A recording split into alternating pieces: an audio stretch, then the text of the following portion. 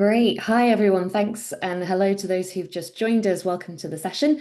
I can see our attendee numbers are ticking up slowly but surely. So I think in the interest of time, we'll get started. And thanks to those who are already here with us now. So as I've said already, feel free to introduce yourselves and say hello in the chat if you'd like to. But otherwise, we'll get started with today's training session. So, welcome to this half day of training on applying the IFRS sustainability disclosure standards. This program is truly a collaborative effort, really driven by that demand we're seeing in the market for more education and implementation support on the IFRS S1 and S2 standards. And so, firstly, I'd like to start by saying a big thank you to our partners on this program, to the IFRS Foundation, and to IFC. And of course, a particular thank you today to the London Stock Exchange for hosting this session with us and bringing you all together. And finally, a big thank you, of course, to all of you for taking the time out of your days to join us for the training session.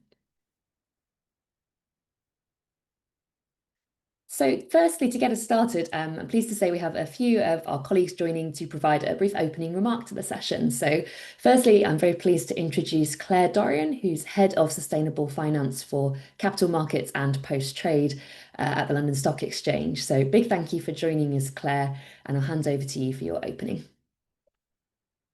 Thank you, Fiona, and welcome everybody. So fantastic to have such a strong audience joining today, and I'm sure you've probably got lots of questions lined up for us as we go through the course of the session, which is absolutely, I think, what the team really want to hear today. But as Fiona kindly said, I'm Claire Dorian. I head sustainable finance at the London Stock Exchange Group in the markets division, where there are multiple different types of businesses that you'll find there, but primarily the one you'll be most familiar with the London Stock Exchange PLC, all the listed companies and all the trading of those securities. So I'm really thinking about it from that perspective as to how we're supporting those companies that are listed on our markets with their sustainability, capital raising, and access to data, information, training and education is core to that as well. And I think we certainly feel at the London Stock Exchange being quite a privileged position because we're sitting at the heart of the global capital markets. We've got a unique role in helping to enable that transition to net zero. We're obviously a listed company ourselves, so we've got our own targets that we've set. But actually, importantly, for many, many years now, our markets have really played a role in convening capital in service of particular objectives. And today, that objective is very clear. It's about enabling the transition to a resilient and low carbon economy. And so we're proud that what we've also been able to do is develop a very cross asset class offering to facilitate capital flows towards the green economy and the low carbon transition. So, for example, we have the sustainable bond market, which we celebrated its 10th anniversary back in June. And that's about helping issuers access global investors through green or social sustainability linked bonds, including dedicated segments as well for transition finance. And the sustainable bond markets helped raise over $440 billion through over 900 different issuances issued by over 180 different issuers. So it's a really strong way in which we see capital being raised. We also support our issuers on our markets through things like the Green Economy Mark, which we provide to companies and funds that are generating over 50% of their revenues from products and services that contribute to the green economy. And increasingly, that gives visibility to ESG-focused investors. Today, there's about 100 different companies that make up that cohort with a combined market cap of over 180 billion. And so that sort of will grow as the green economy grows, but it's certainly not something that you'd expect all companies on the London markets to have.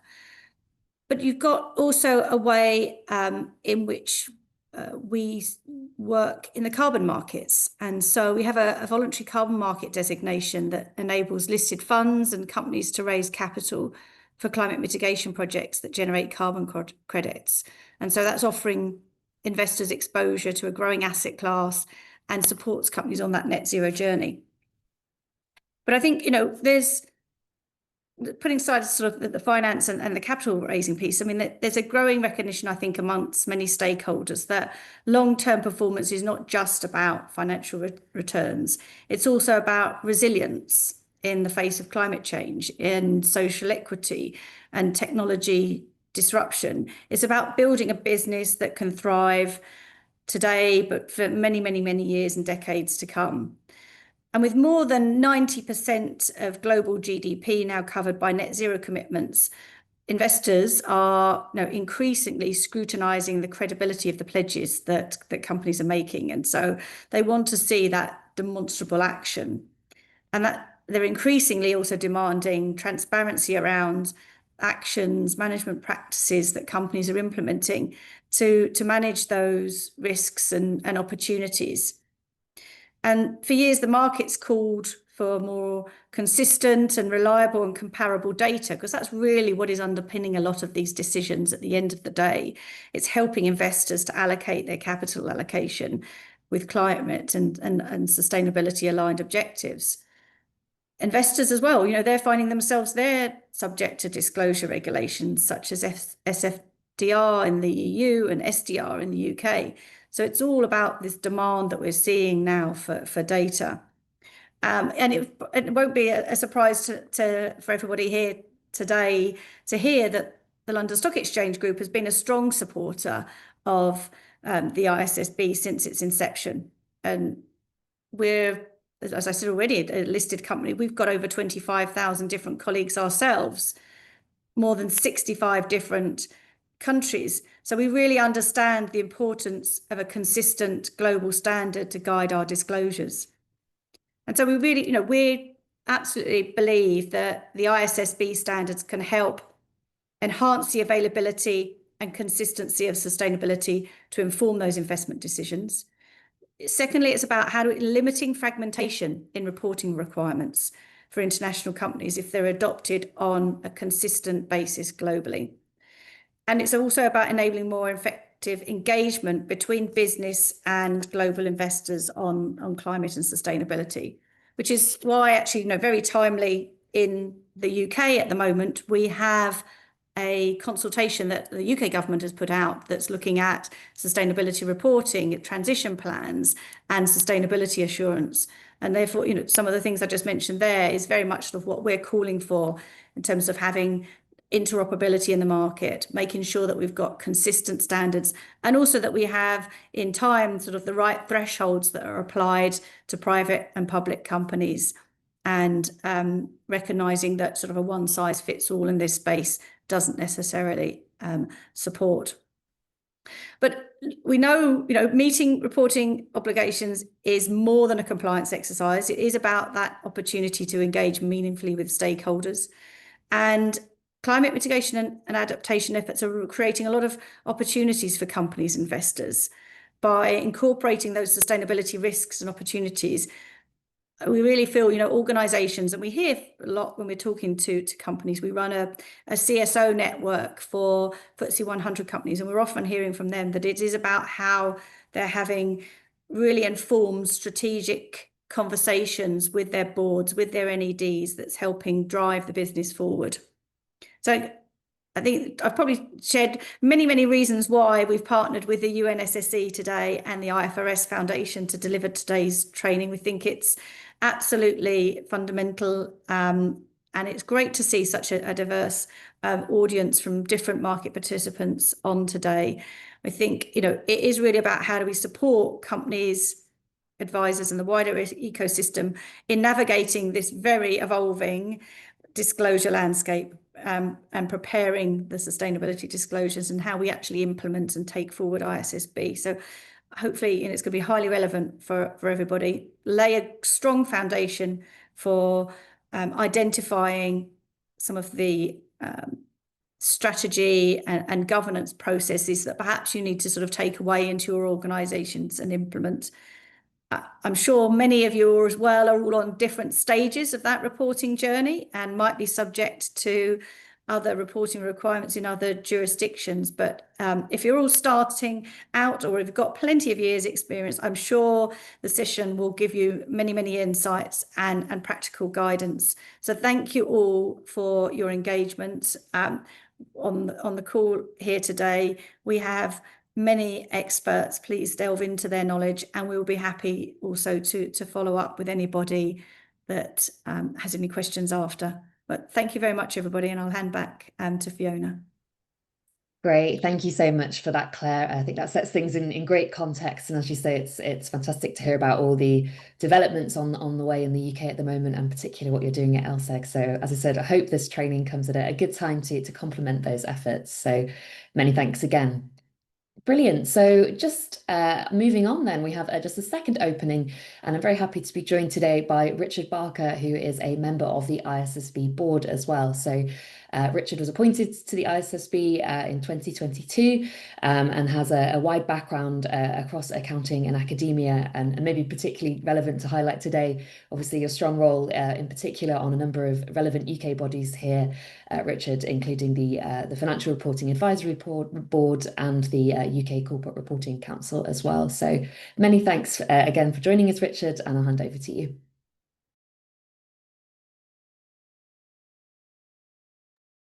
Sorry, Richard. Thank you very much, Fiona. Can you hear me okay?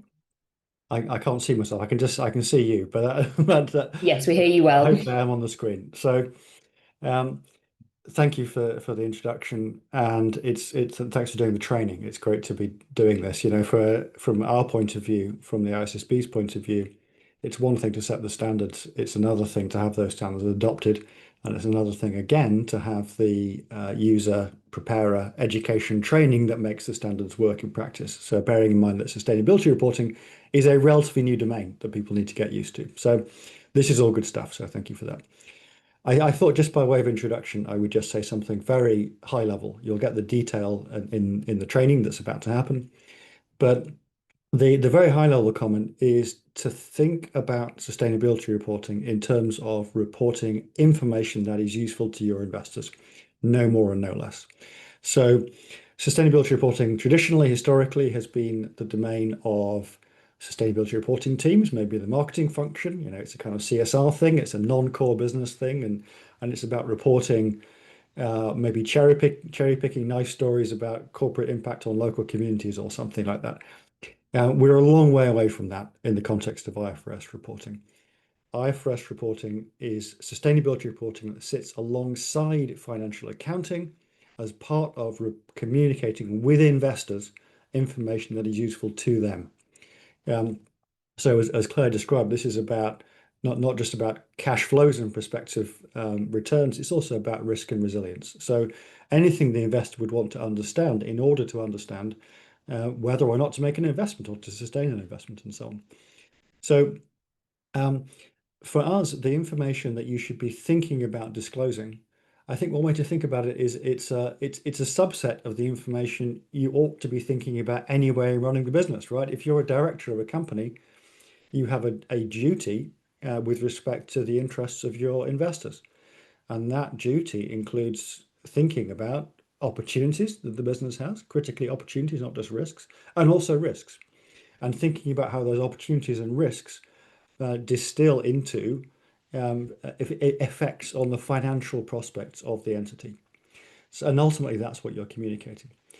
Even more strongly, you're communicating only material information about those effects on financial prospects, right? So you're only communicating to your investors information that is sufficiently important that it can reasonably be expected to affect an investment decision, which is a high bar.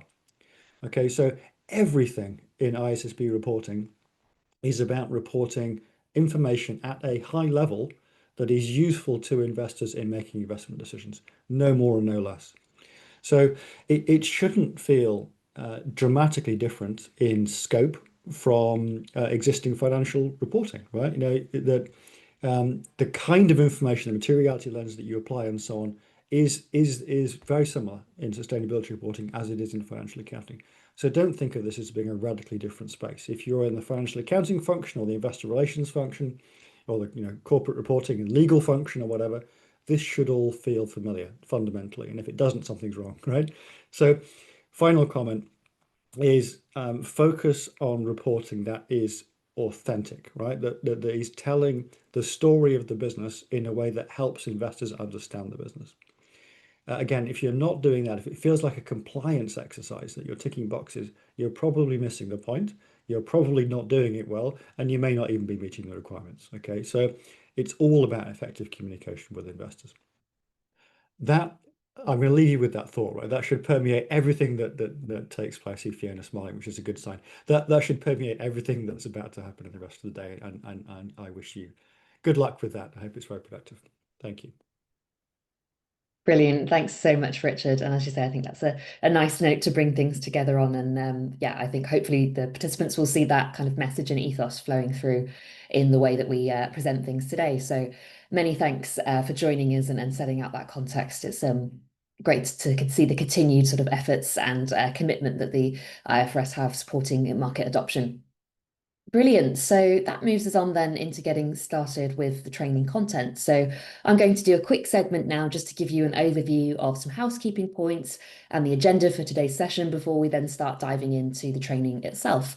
So just a couple of housekeeping messages. You've probably noticed by now that as participants, you're muted. However, we do really encourage you to make use of the chat and Q&A functions to interact with us during the session. So feel free to use the chat for any general observations or comments you'd like to make. But if you have particular questions for the team, we'd encourage you to make sure you're using the Q&A box to post those questions. That just allows us to make sure that we can directly track and answer your questions directly. So please make sure to use the Q&A box in particular for some questions that you might have. And then in terms of our format today, so you're probably aware we have a live 3.5 hour session together with the optional follow-on of a homework assignment, which will explain more through the session as well. And as I've already mentioned, we have the live opportunity for Q&A throughout the session. And as Claire already said, we'd really encourage you to make use of that opportunity to ask your questions. We've got a number of technical experts joining us today from the IFRS Foundation. So really encourage you to make use of that opportunity to ask your questions as we move through the session. And we do really expect and encourage your participation in the training as well. So we'll use a number of interactive tools during the training, including Menti and polls. So we'd really encourage you to take part in those exercises as we move through. And finally, after you've completed today's session, you'll be able to receive a CPD certified completion certificate. So to get that certificate, you'll need to complete the feedback survey, which we'll share more details on at the end of the training session. Okay, so just to say a little bit about who's going to be training today. So I'm Fiona, as I think I've mentioned already, and I'm joined by my colleague Lois from the SSE Academy team. Hi to Lois. And alongside us, we're also joined by our colleagues from the IFRS Foundation's capacity building team. So welcome and thank you to Robert and Vanessa for joining us today as well. And also we have their colleague Visvesh, who has also joined us as well from the IFRS. So many thanks, Visvesh, and he will be supporting with answering some of your questions in the background as well. So just to recap or cover, I suppose, what some of the learning objectives are from today's session. So firstly, we're helping to understand what the ISSB standards are fundamentally. We then hope to help you understand how you can use the ISSB standards and start to apply them in your context. And then finally, we hope to help you to identify the steps that you can take to develop a disclosure plan to apply the ISSB standards. So that's the sort of 3 key areas we're hoping to help you move forward today. And so to do that, we've developed the structure for our training session today, which will now just give you a quick overview through, and just to keep in mind as we move through the training on where we're up to at each point in time. So we have these 4 key modules that we're going to work through today. Module 1 is all around building on existing knowledge of the reporting landscape to prepare you for what we're going to be covering. Module 2, Align, is all about setting the direction for your reporting and thinking about how you can start to apply and use the standards. In Implement, we're going to then be thinking about practices and systems to identify, evaluate, and integrate risks and opportunities in your organizations. And then in communicate, we'll finish with talking about the final format of your reporting. So the where, when, and how to do so effectively. And that just shows how this agenda breaks down across the session. So we'll take a short break in the middle as well, and then we'll wrap up with some time to share some additional resources with you at the end. So I know this question has already come up, but we just want to make sure that you're aware that all of the training materials that we'll be using in today's session can be found from the event webpage for this training, which my colleague Lois will have shared with you in the chat, and I think she's just shared it again recently. So if you go to that page, under resources, you can find the slide presentation, the homework handout, and the recording from the training will be added there as well after the session. And one aspect I just mentioned there was the homework assignments. So this you can access from the event webpage, as I mentioned. And the homework assignment is really focused on helping you to develop that draft disclosure plan for your company to put into practice what you've learned in today's session. So it's not mandatory to complete the homework and you don't need to submit it to us. This is really just for your own learning and to help you build experience within your organizations. But we hope that can be a valuable tool to help you take things forward. And so just to mention also a number of the guidance documents that sit alongside this program and that we'll be drawing from in the training. So we have the SSE's toolkit that is available with a number of resources, including our model guidance on sustainability related disclosures and a number of specific resources, including our gap analysis checklist on the ISSB standards as well. So make sure to check those out. Okay, so to get us going with a little bit of interaction and get you familiar with the tools we'll be using, we're going to go to Menti for our first quick question for you all. So my colleague Lois should just share that link with you shortly in the chat, and then I'll share my screen to Menti as well, so you can see a few more ways that you can join us.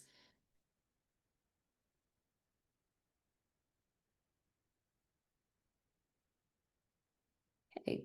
I'll just ask, thanks, Lois. So Lois has just posted the link there. That's probably the easiest way to get to Menti. If you follow that link that Lois has shared, it'll take you right through to this question. However, two more options. One would be to use that QR code that you can see on the screen there. And then at the top of the screen as well, you also can go to menti.com and enter that 8-digit code you're seeing at the top of the screen as well. So three different ways, but encourage you to find your way into Menti. We'll come back and use this a number of times throughout the session. But just to get us started, our first question is just to get you to tell us in your own words what you're joining us for today.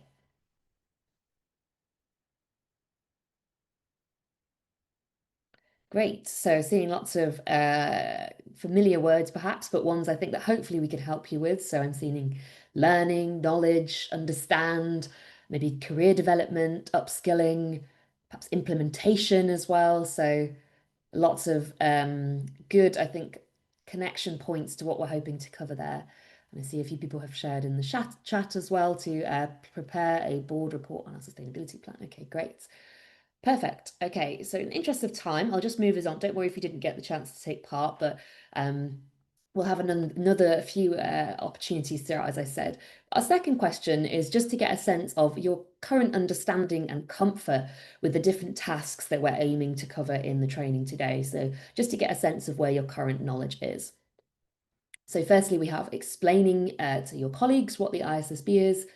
We then have using the ISSB standards and then developing a sustainability reporting strategy. So you can use that sliding scale to let us know from the left-hand side, maybe not being very familiar or comfortable, to being maybe an expert already on the right, where your current knowledge and understanding is at. And it looks like from the responses so far, we're seeing a little bit of a mix, but predominantly somewhere in the middle of the scale and maybe a little bit lower in particular on how to actually use the ISSB standards. So you're in the right place, I hope, to be able to learn a bit more about that today. But just to get a good to get a sense of where we're up to there. And that's something we'll come back and test again at the end of the session. Okay, perfect. So I will just reshare the slide presentation now. Feel free to continue to vote on that question in the background if you haven't done already. But I'm just going to kick us off with a little bit of an overview of some of the key concepts in our first module before I pass over to my colleague Lois to pick up the next section. But before I do, I have a quick disclaimer that I'll just leave for you to review briefly, which is really just to be clear about how we're using examples in the training session today.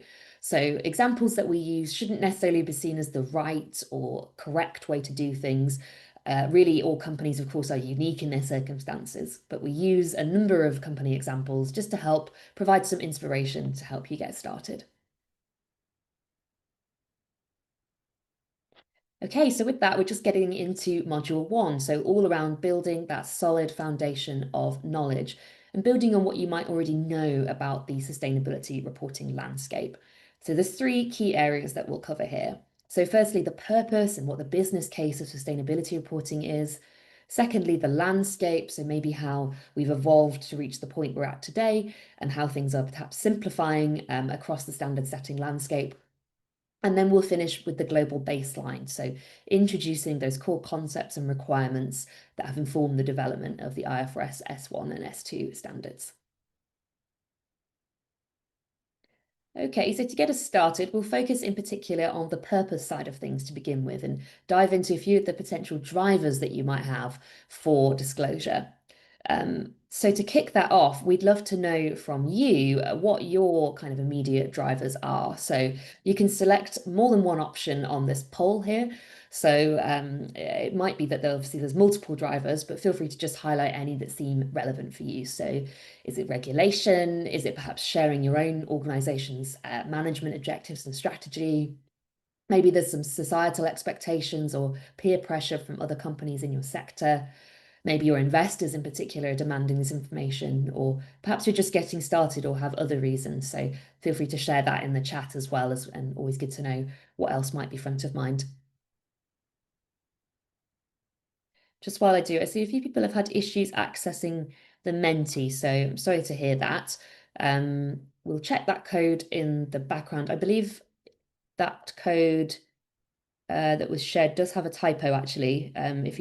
It should be with a 5 at the end. So we'll reshare that code. But I would encourage you just to use the URL that Lois has shared is the easiest way because that just takes you directly into the question. But we'll repost the updated code as well for you. Okay, so I'll end that poll now and just share those results with you. So we're seeing it seems that the top reason coming out for most of you is regulatory requirements, and then a kind of a close second perhaps with investor interest and a number of others indicating possible other reasons as well. So good to understand maybe regulation as the top driver and maybe investor interest as your second one. So thanks for sharing that. Okay, so I'll just close that down for you. And then we'll move on now to the kind of overview of some of these drivers. So a number of you highlighted investor interest there. And I think just to say that this is definitely a common trend we see across markets. So we have now over 5,000 signatories signed up to the UN Principles for Responsible Investment. And so what is it that's really driving that interest in sustainability from the investment community? I think what we'd like to highlight here is that really the key driver behind investor interest in this topic is the financial irrelevance of these factors. So here we have a study of retail investors, which was completed by Morgan Stanley. And this found that actually for at least these individual investors, the top reason that they were interested in sustainability issues was actually their relevance for financial performance of their sustainability investments. And so I've mentioned a couple of terms there that we want to maybe get clear on. So it's important to remember today that we're talking particularly about the disclosure of financially material sustainability information. So we'll discuss later on a little bit more about what we mean by material, but we want to be clear from the start about those sorts of financial effects that investors are interested in here. So firstly, we have effects on a company's performance, and this will usually be seen in the profits and loss statement. So sustainability risks and opportunities can have potential financial effects by changing perhaps the revenue mix or total revenue of a company. Maybe if, for example, demand for its products and services change or its production capacity might be disrupted. And alongside that, we can also see changes in the expenditure. If, for example, operating costs might increase for the company due to rising energy prices, or perhaps the need for it to invest in R&D to capitalize on opportunities as well. And another thing you'll hear us talking today about is the effects on a company's financial position. So this is something we see reflected in the balance sheet of a company. And so, for example, a company may experience changes to certain assets or liabilities due to climate or sustainability issues. And that could be seen in changes to portfolio value, or perhaps the write-off of certain assets that could be damaged or negatively impacted by climate-related risks, for example. And then we also see financial effects relating to changes to financing and the cost of capital. For example, we might see increased insurance premiums due to extreme weather events, or we might also see potential accessing routes to new financing through green bonds or social bonds as well. So before we move into the next unit, just a couple of key points to finish off on here about risks that will come up throughout the session. So you might have seen this visual before that comes from the World Economic Forum's Global Risk Report, and I think the latest one was just out actually. But this really shows the difference that we're seeing in what risks might be seen as most material in a short-term time frame versus a longer 10-year time frame. So it's important to bear in mind for the disclosures that we're preparing here that we need to be potentially taking steps now to prepare for those risks in the long term. And that actually investing now to manage those risks and capitalize on opportunities could mean we see financial effects on a nearer term basis as well. So something to keep in mind here that can be a little bit different for sustainability and how the risk and opportunity time horizons will manifest. And a second point just to highlight on that is the interconnection of risks. So this is another visual coming from the World Economic Forum's report. It really just shows how inherently connected different sort of ESG risk types are. So when we're preparing disclosures, although we might have separate topic standards as we'll introduce later, insofar as these topics are connected for reporting purposes, we need to do our best to demonstrate that interconnection in the way that we implement management and also report on these topics as well. Okay, wonderful. So that brings us to the end of that first segment on purpose. So I'll hand over to Lois now, who'll get us started on the landscape side of things. Thank you, Fiona, and hello, everybody. So we're going to talk now about how sustainability-related financial disclosures have evolved. But before we do, we're going to do a Zoom poll asking you what frameworks you're currently using. You can select all that apply. Are you responding to CDP surveys? Are you using the Global Reporting Initiative standards? Do you use the Integrated Reporting Framework or the standards of the Sustainability Accounting Standards Board, the Task Force on Climate-Related Financial Disclosures, the UN Global Compact, or others? And if there are others, please let us know in the chat what you're using for your sustainability reporting and disclosure. Someone's already using IFRS S2. That's very good. BRSR, yes.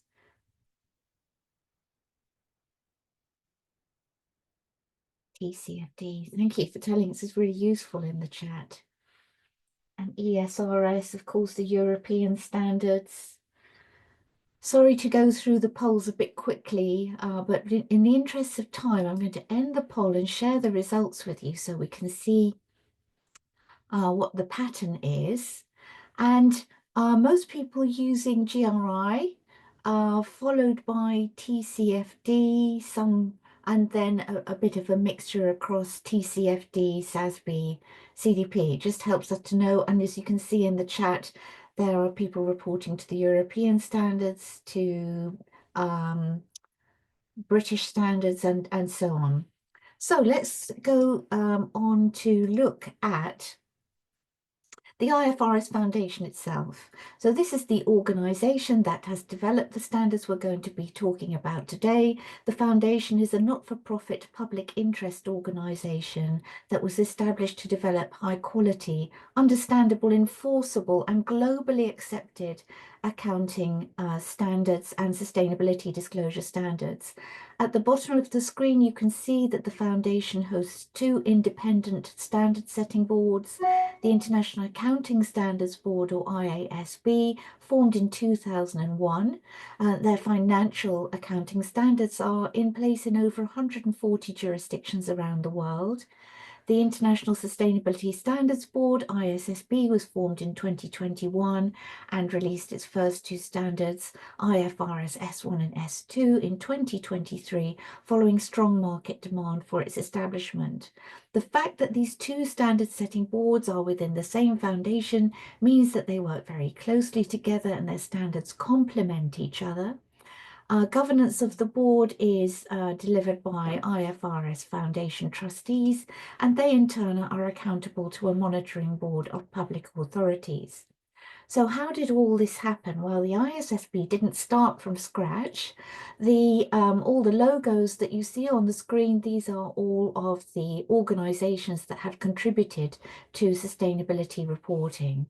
Although sometimes depicted as a confused landscape, in fact, these organizations have a lot in common. And the one message to take from this slide is that actually it shows us a picture of increasing harmonization and standardization. So CDP has aligned its climate questionnaire with IFRS S2 on climate disclosure. The three organisations you see at the bottom of the screen, CDSB, Integrated Reporting, and SASB, their work has been consolidated into the IFRS Foundation and is reflected in the standards we're talking about today. The TCFD, as you probably know, has finished its work, it's disbanded, and its work and adoption of climate reporting has been taken over by the IFRS Foundation. And similarly, the Transition Plan Task Force disclosure-specific materials are now the responsibility of the IFRS Foundation. And the GRI has slightly different objectives to the IFRS Foundation in terms of sustainability disclosure, but they're committed as far as possible to jointly identify and align common disclosures with the Foundation. So harmonisation and simplification is the message here. Let me ask you another question now, having just been through that landscape. You can only select one answer here. Companies that disclose using the TCFD recommendations automatically comply with the ISSB standards. Is this true or false?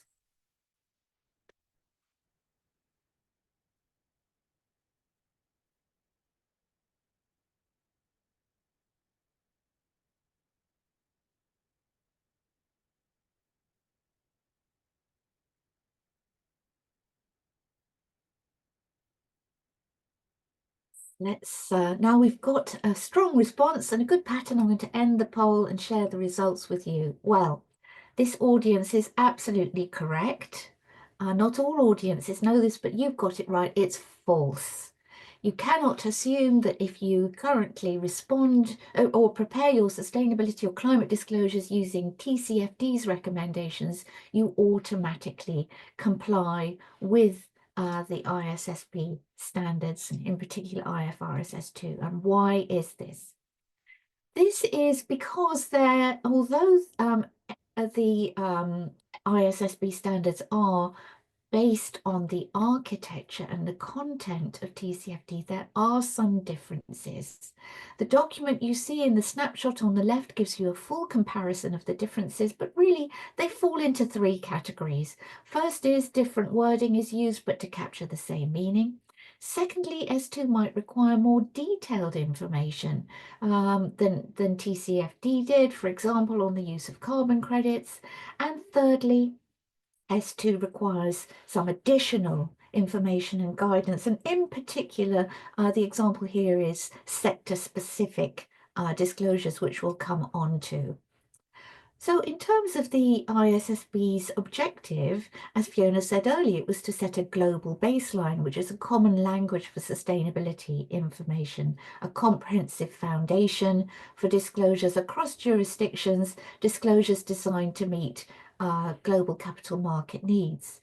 However, that baseline can be added to by what are described as building blocks that are additional pieces of information or information requirements that are tailored for specific jurisdictional needs or stock exchange needs or broader multi-stakeholder needs. So the building blocks could involve disclosures that go beyond the remit of the ISSB. So they could include requirements about disclosing information on impacts, such as we see from GRI standards, or they could include jurisdiction-specific information relevant to investors or others. But taking this building block approach reduces the need to duplicate information by having that globally consistent baseline of disclosures, while still allowing companies or requiring companies to report additional information based on standards like the GRI standards. Just quickly to let you know, there's been global backing for this global baseline, which is reflected in the standards. The International Organization for Securities Commissions has endorsed the ISSB standards and asked their members how they could incorporate the standards into their regulatory frameworks. The standard is supported by assurance activity, and you're probably aware that the new international standard on sustainability assurance 5000 is effective from December 2026. Jurisdictions around the world are committed to or are consulting on the adoption of the standards, and there's voluntary activity and training to help market participants who are considering how to apply the standards on a voluntary basis. So let's get into the standards now with our colleague Robert. Over to you. Perfect. Thank you very much, Liz, and hello, everyone. Indeed, we'll be now moving towards the next section in this first module. We'll talk about I'll introduce you to the IFRS S1 and S2. So first, so for now we covered the business and market case for sustainability reporting and how the landscape is becoming more streamlined. That's what Alois was discussed. And now we'll focus on the standards themselves. So first of all, some important terms. And let's clarify them, and because we'll be using them throughout. So you'll hear us quite a lot saying today sustainability related financial information. And that simply means information about companies' sustainability related risks and opportunities that's useful to investors. So things like climate, biodiversity, or social issues, if they could affect the company's financial outlook. And we also mentioned general purpose financial reports term. So that includes the financial statement, but also the management commentary, sometimes called a management report, strategic report, depending on your jurisdiction. So these are the important terms I want to introduce to you, and then we will now turn to the four key core content areas. So if you are familiar with TCFD, this will look familiar to you as well. So the ISB standards are structured around the same four core pillars, and these are governance, strategy, risk management, and metrics and targets. Each of these areas has a specific disclosure requirements. We'll go through each of the one later, but if you haven't already, I recommend downloading the standards and reviewing the detailed guidance.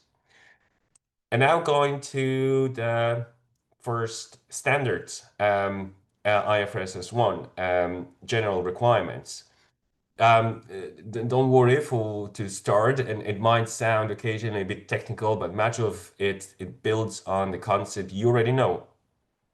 So IFRS S1 sets out general requirements for disclosing sustainability-related risks and opportunities, regardless of topic. So not just climate, but also social biodiversity risks are, if they're financially relevant, or then covered by S1.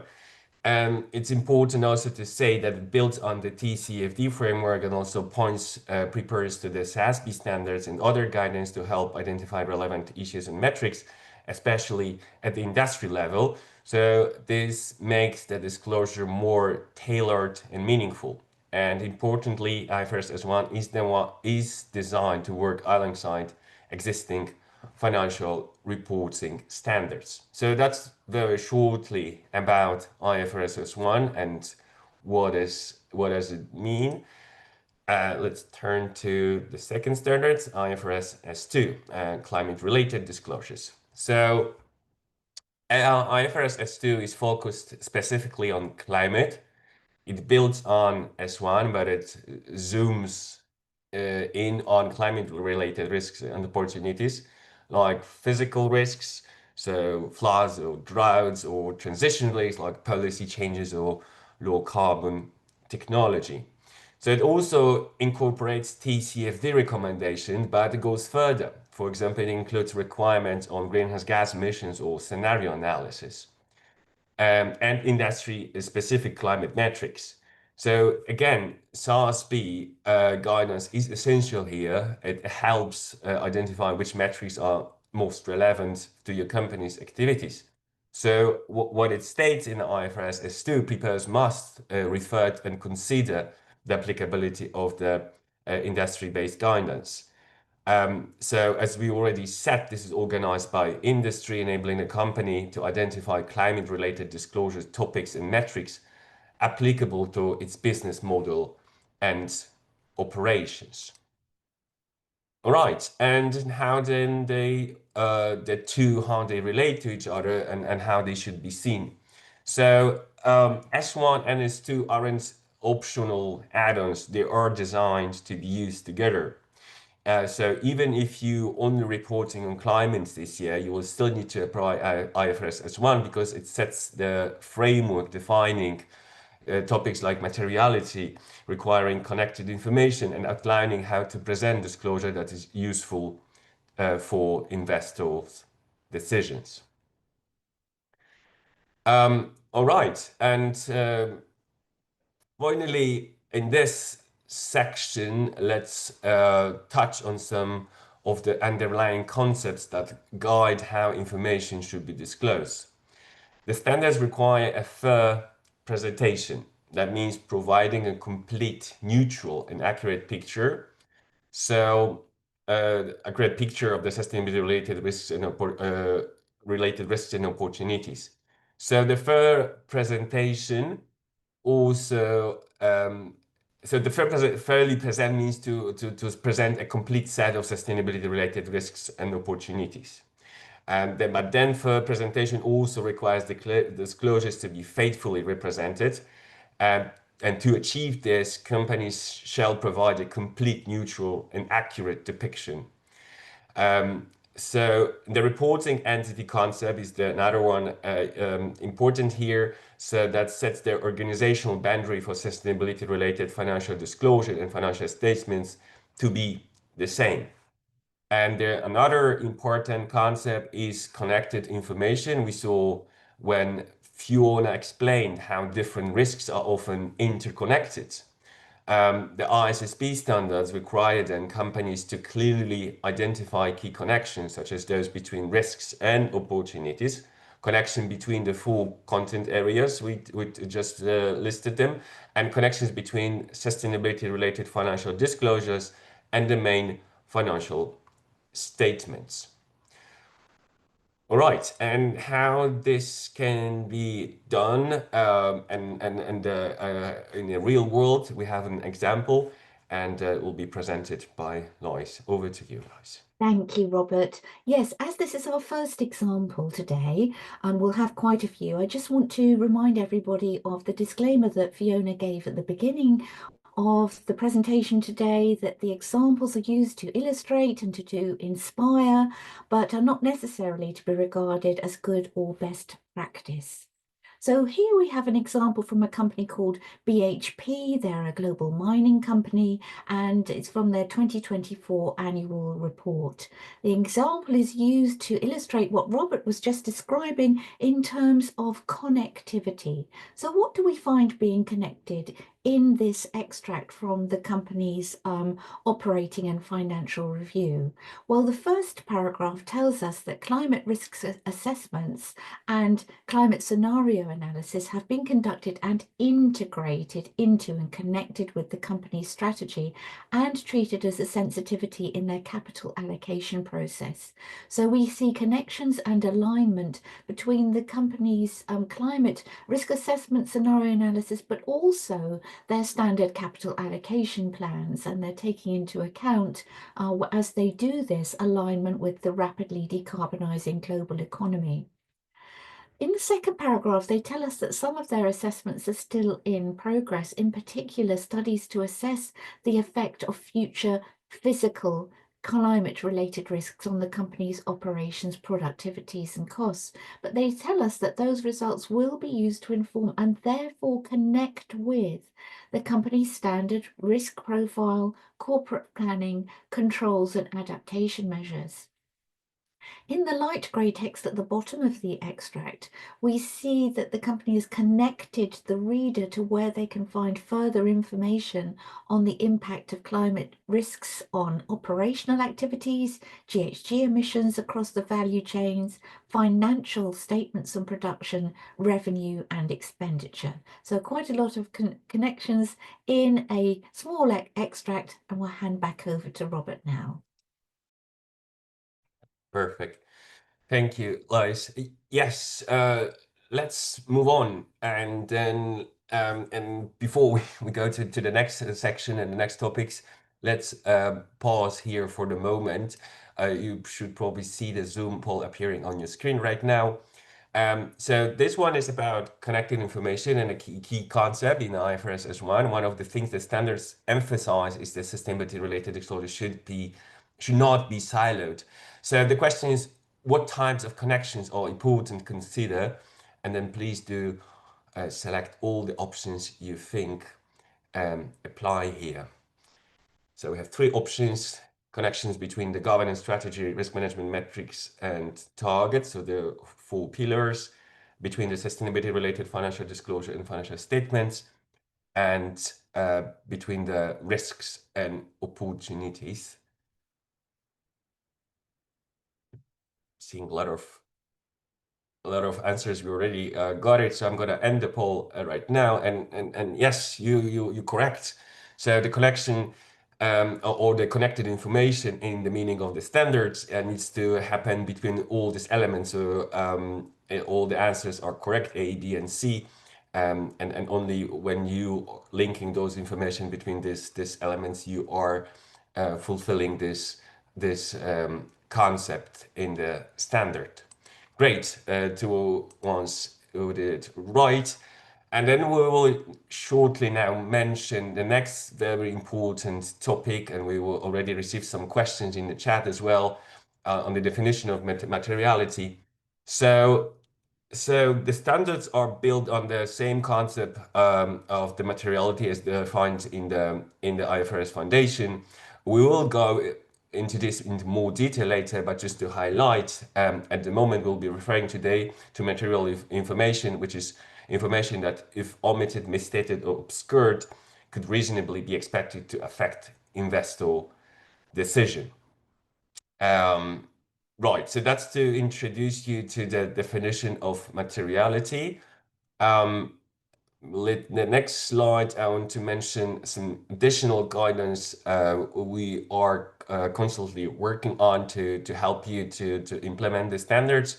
So during the consultation on the exposure drafts, one of the key feedback topics was the importance of supporting preparers, particularly those with limited resources and those in emerging markets. So in addition to the standards and application guidance published in 2023, a number of educational resources were also published since then, and others have followed, including IFRS Knowledge Hub. We're also in the process of gathering examples and case studies provided by our partners. Please do use our IFRS Knowledge Hub website and the resources provided there. The SASB standards were aligned with the IFRS 2 to help people seeking industry-based guidance, and the FSA credential was also updated with more planned to come. I should also note IFRS Foundation Capacity Building Program launched at COP27, which is a key part of the support preparers, and this training and the training with the UN SSC initiative is one of the most important deliverables of this capacity building program. All right, so we will now move to another quick poll for you. And this is might be a bit tricky. So imagine this: water is a vital input to your business, but the ISB standards don't currently have a specific standard on water. So what would you do in this situation? So please do take a moment to read the options and choose the ones which seems most appropriate. The poll should be on your screen. Yes, it's on your screen, and I see the answers coming in.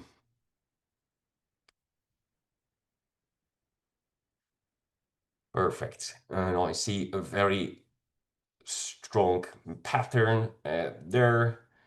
I'm gonna end the poll right now. Yes, you're right. You should, the correct answer is B, that you should consult the sources of guidance listed by ISSB. So that's definitely the guidance you should seek. Of course, engaging consultancy might be a good idea as well. It's also an option, so that can be considered as well. Copying competitors' reporting, it's not something you want to do, and definitely not doing anything because there's not currently a standard there. It's also not the right choice. All right, so that's it from me for the moment, and now I'll be handing over to Fiona, who will provide the Module 1 summary. Over to you, Fiona. Great. Thanks so much for that, Robert. And as you say, that brings us to the end of our first module. So let's just take a couple of moments now to wrap up on what we've covered so far. So firstly, we reviewed the purpose of sustainability-related disclosures. And a key takeaway I think we're hoping that you'll leave this workshop with is that there are important benefits both internally and externally for collecting and disclosing sustainability-related financial information. And so ultimately, if you're not aiming to make good use of that data that you're collecting to improve your own strategic decision making, you're going about this wrong and you're wasting an opportunity. And also, if you have operations in hard to abate or high impact sectors, or perhaps those exposed to physical climate risks, your sectors could well already be disclosing those risks and identifying opportunities to mitigate risk or pursue opportunity as well. And that's going to leave your investors wondering perhaps why you're lagging behind and could start to affect your ability to raise funds. And next, we then looked at the evolution of the disclosure standards, and Lois took us through the formation of the ISSB and that aim to simplify the landscape.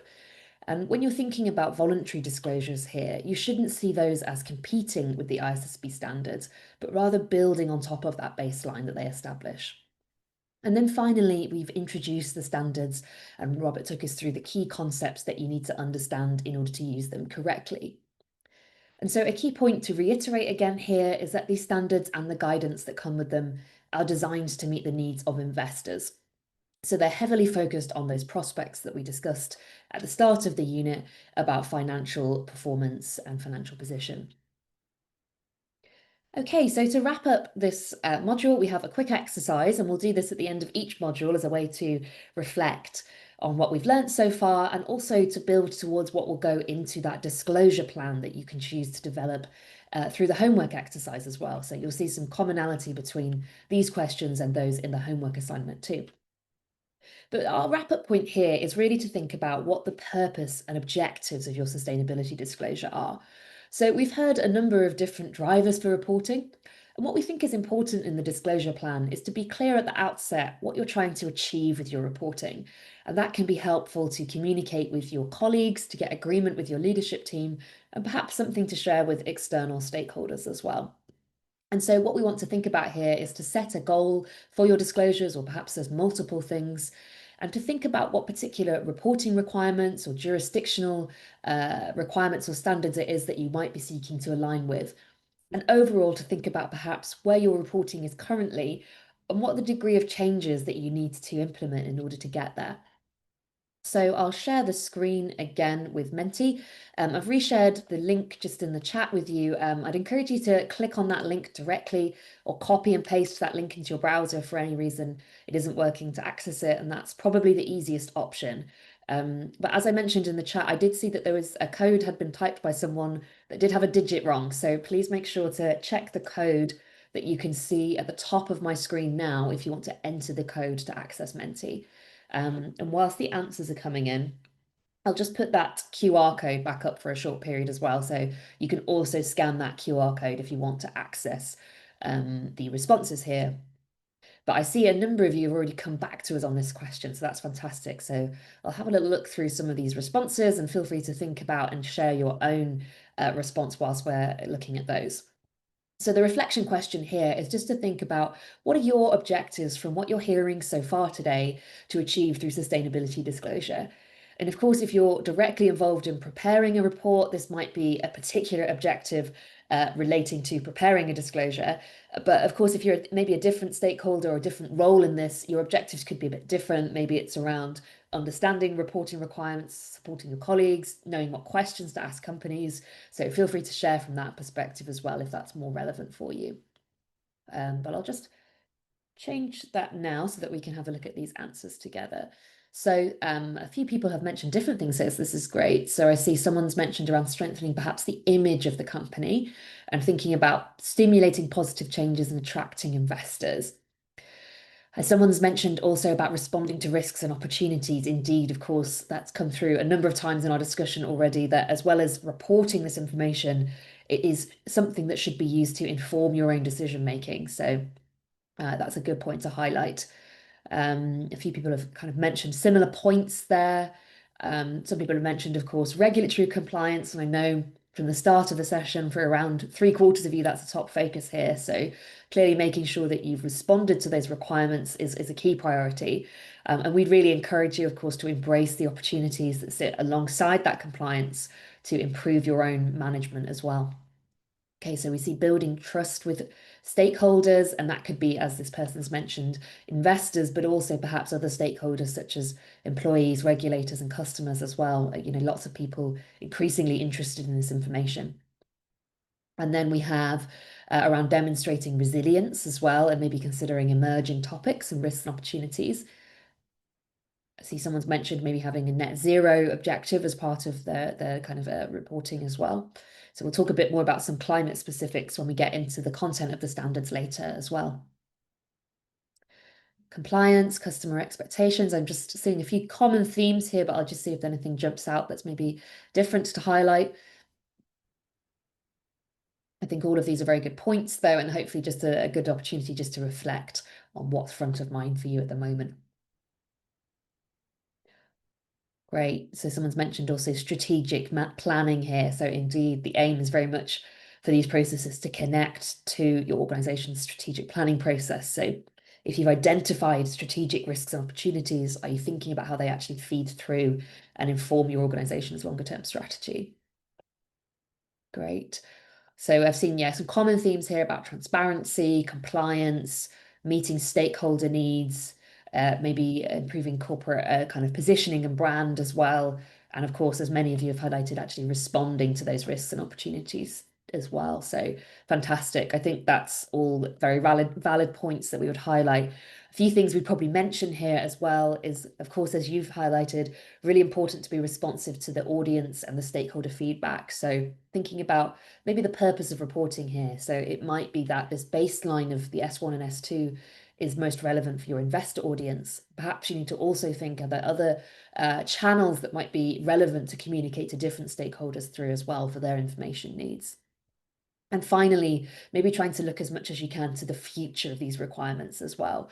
So, of course, many of you might be having front of mind the incoming regulatory requirements, but as much as you can, trying to think ahead to what that might look like in the future and building the flexibility and adaptability into your plans to enable you to, responds to those future developments as well is really key. Okay, brilliant. Thanks everyone for sharing. Great to have lots of input on the discussion exercises. That always makes my job a little bit easier, so thank you for that. So I'll take us back to the slides now and hand back to Robert to get us started on module 2. Lovely. Thank you very much, Fiona. It's indeed, we'll be moving to the next module of this training. So now that we have introduced the initial concept, let's dive into how to apply the ISB standards, taking into account additional disclosures, including any relevant geographical or sectoral requirements, as well as peer practices in your leadership objectives. So in order to understand how to ensure your disclosure meet global standards, we will look at 2 key concepts in this unit. The first and the main focus of this unit will be how to apply the standards to achieve global baseline for disclosures.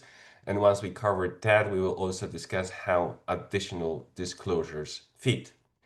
And to begin, let's focus first on how to apply the ISB standards as the global baseline. So let's get started on the first core content, governance. These include aspects that relate to the governance body in your company and how management is applied. So for each of the content areas, we will discuss questions that you could ask in your company to start identifying the information that will support some of the disclosure requirements, for example, as a part of your gap analysis. So let's now look at the governance and management requirements. We can see that there are several that are fairly qualitative, and usually the governance part is not the most challenging one, but in terms of disclosing this part, but let's go through them. So the questions, the key questions, or the relevant questions could be asked here are, for example, which bodies are responsible for the oversight and management of the processes, controls, and procedures of sustainability-related risks and opportunities? For example, is management responsibility delegated to a specific role or committee? Secondly, how often and when do the management get informed about sustainability-related risks and opportunities? Further, how these issues inform strategy, decision-making, and risk management. So this could also include setting targets to manage sustainability-related risks and opportunities. And then further, finally, whether progress against these targets links to executive remuneration. So that will be the questions which can be asked, and these are all the requirements in the standards. So for more information, you can make use of the SSE checklist tool, but please remember it's not a replacement for reading and using the full ISSB standards.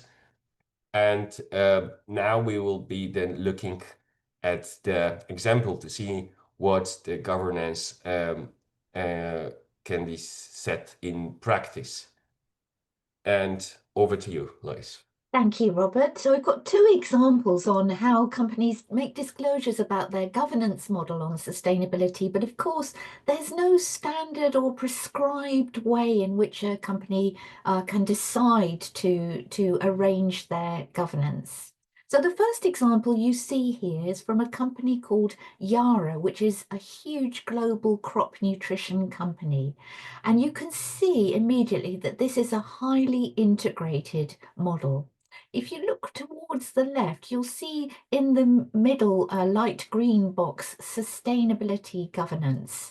And this shows where in the governance model sustainability governance sits and what the reporting line is. So the Sustainability Governance Committee, they report into the Chief Financial Officer, who in turn reports up to the board itself.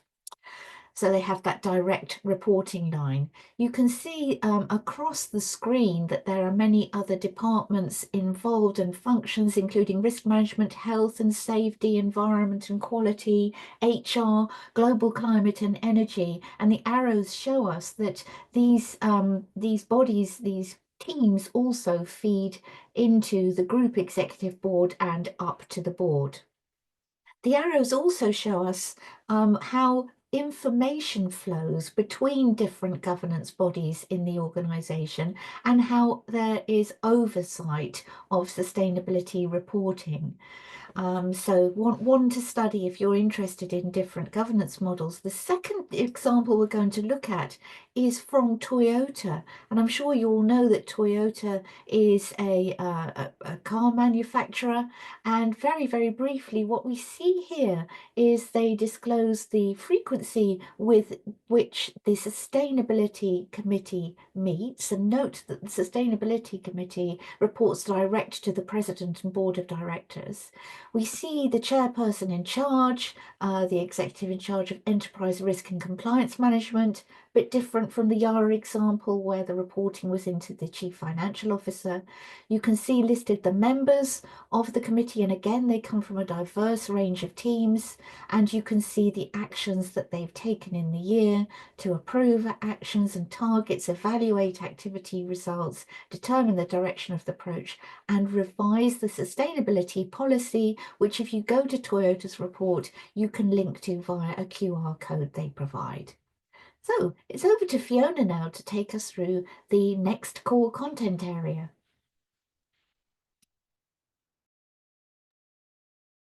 Great, thank you for that, Lois. So now moving in with those examples, hopefully helping to make governance clear, we'll be looking at our next area of strategy. So there are more disclosure requirements in strategy, but it's also really where a company can start to see the benefits from sustainability related opportunities and being better prepared for risks as well. So as you can see here, there are 3 high-level areas to focus on for this content area. So these are risks and opportunities, effects, and resilience. So we'll review each of these in turn. So for IFRS S1 and S2 disclosure requirements on strategy, we're really focusing on enabling users of general purpose financial reports to understand how a company is managing sustainability related risks and opportunities and what those risks and opportunities are. So here are some of the kinds of questions that you might want to ask internally to get your thinking started on this. So when disclosing information about risks, information includes a description of what the effects of the risk would be, the time horizons under which those effects would be expected. And this is where we also need to keep in mind that the financial effects could occur before the risk or opportunity materializes, afterwards, or they could also change over time, if we remember that point I raised at the start about those time horizons relating to risk. And here the last 2 questions are particularly focused on climate disclosures and the requirements from the S2 standard. So here investors are particularly wanting to understand what different types of risks and opportunity companies are expecting to see. And this is where you might choose to use the categories that were already developed through the TCFD of physical and transition risk, and we'll go into a little bit more about that later.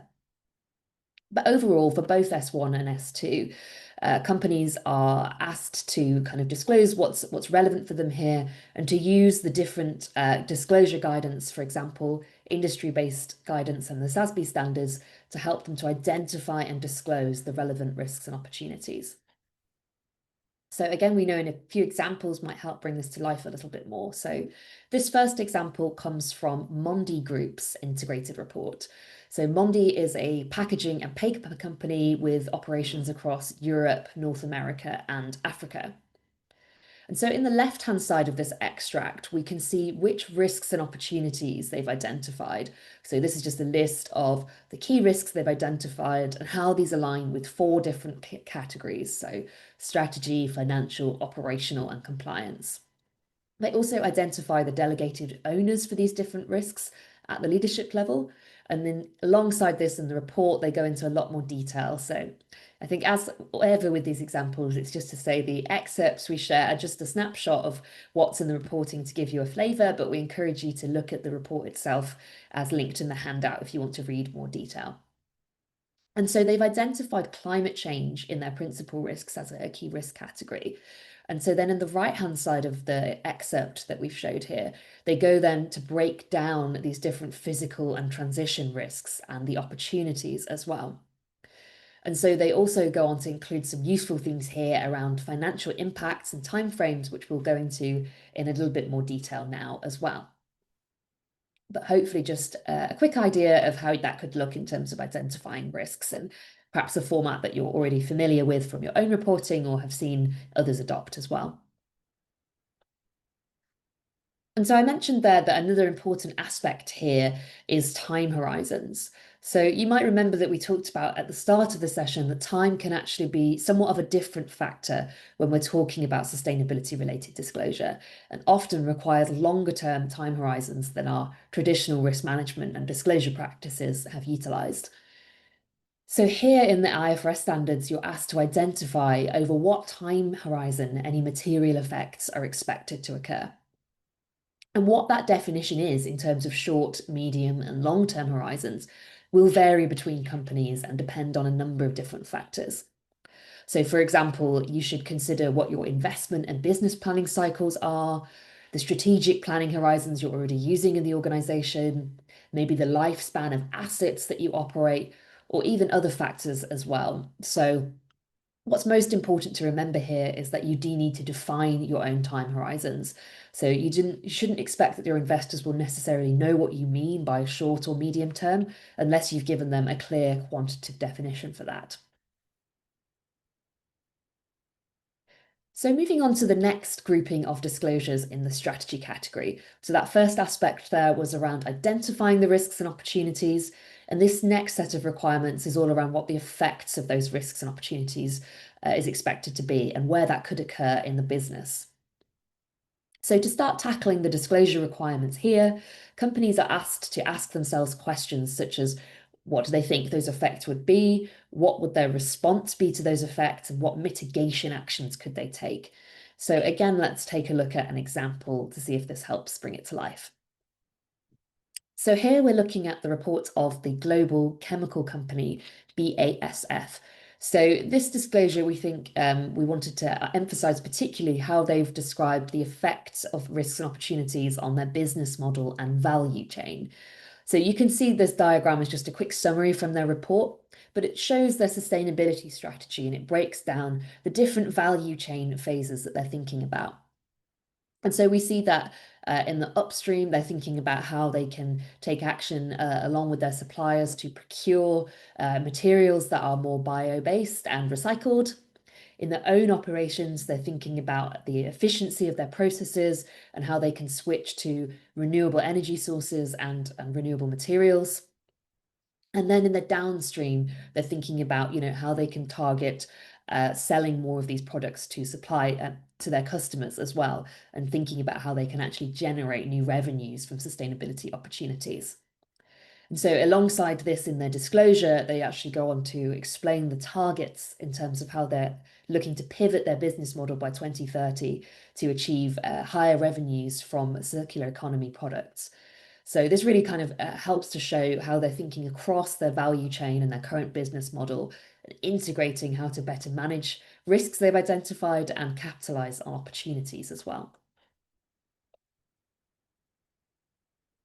And so sometimes one of the obstacles we know that companies can face when they're reporting on these aspects is what kind of detail they should be disclosing. And that example there from BASF showed predominantly qualitative information, but what about quantitative disclosures? So under S1 and S2, a company is asked to disclose both quantitative and qualitative information about the current and anticipated financial effects of risks and opportunities. However, the standards do also set out criteria for when one qualitative information may be acceptable.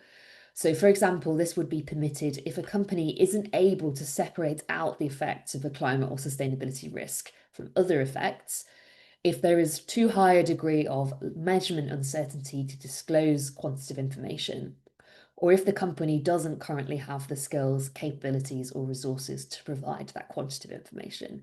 So in summary, if you have quantitative information that you can share that's related to material impacts and effects from risks, you should be providing that transparency. But there are some allowances for the fact that that is obviously known to be quite a challenging area as well. So this brings us into the last part of the strategy component now. So we started by identifying what the risks and opportunities are. We've looked at what the effects of those risks and opportunities will be. And now the final disclosure category is all around how the company is preparing for uncertainties and ensuring its resilience into the future. And so this gets into the practices and processes that a company has in place to assess resilience and to make its strategic adjustments. So disclosures here are looking to understand the types of assessment that you've used, for example, scenario analysis, and if you have used it, how you've done so and what the key methods and assumptions and estimations are that sit behind those processes. So to get started with this, the kind of starting point really is to think about those risks you've identified and the effects, and to ask yourself, what is the reaction capacity or ability that we have right now to adjust to those issues? And how do we need to explore this further to better understand how to build our resilience?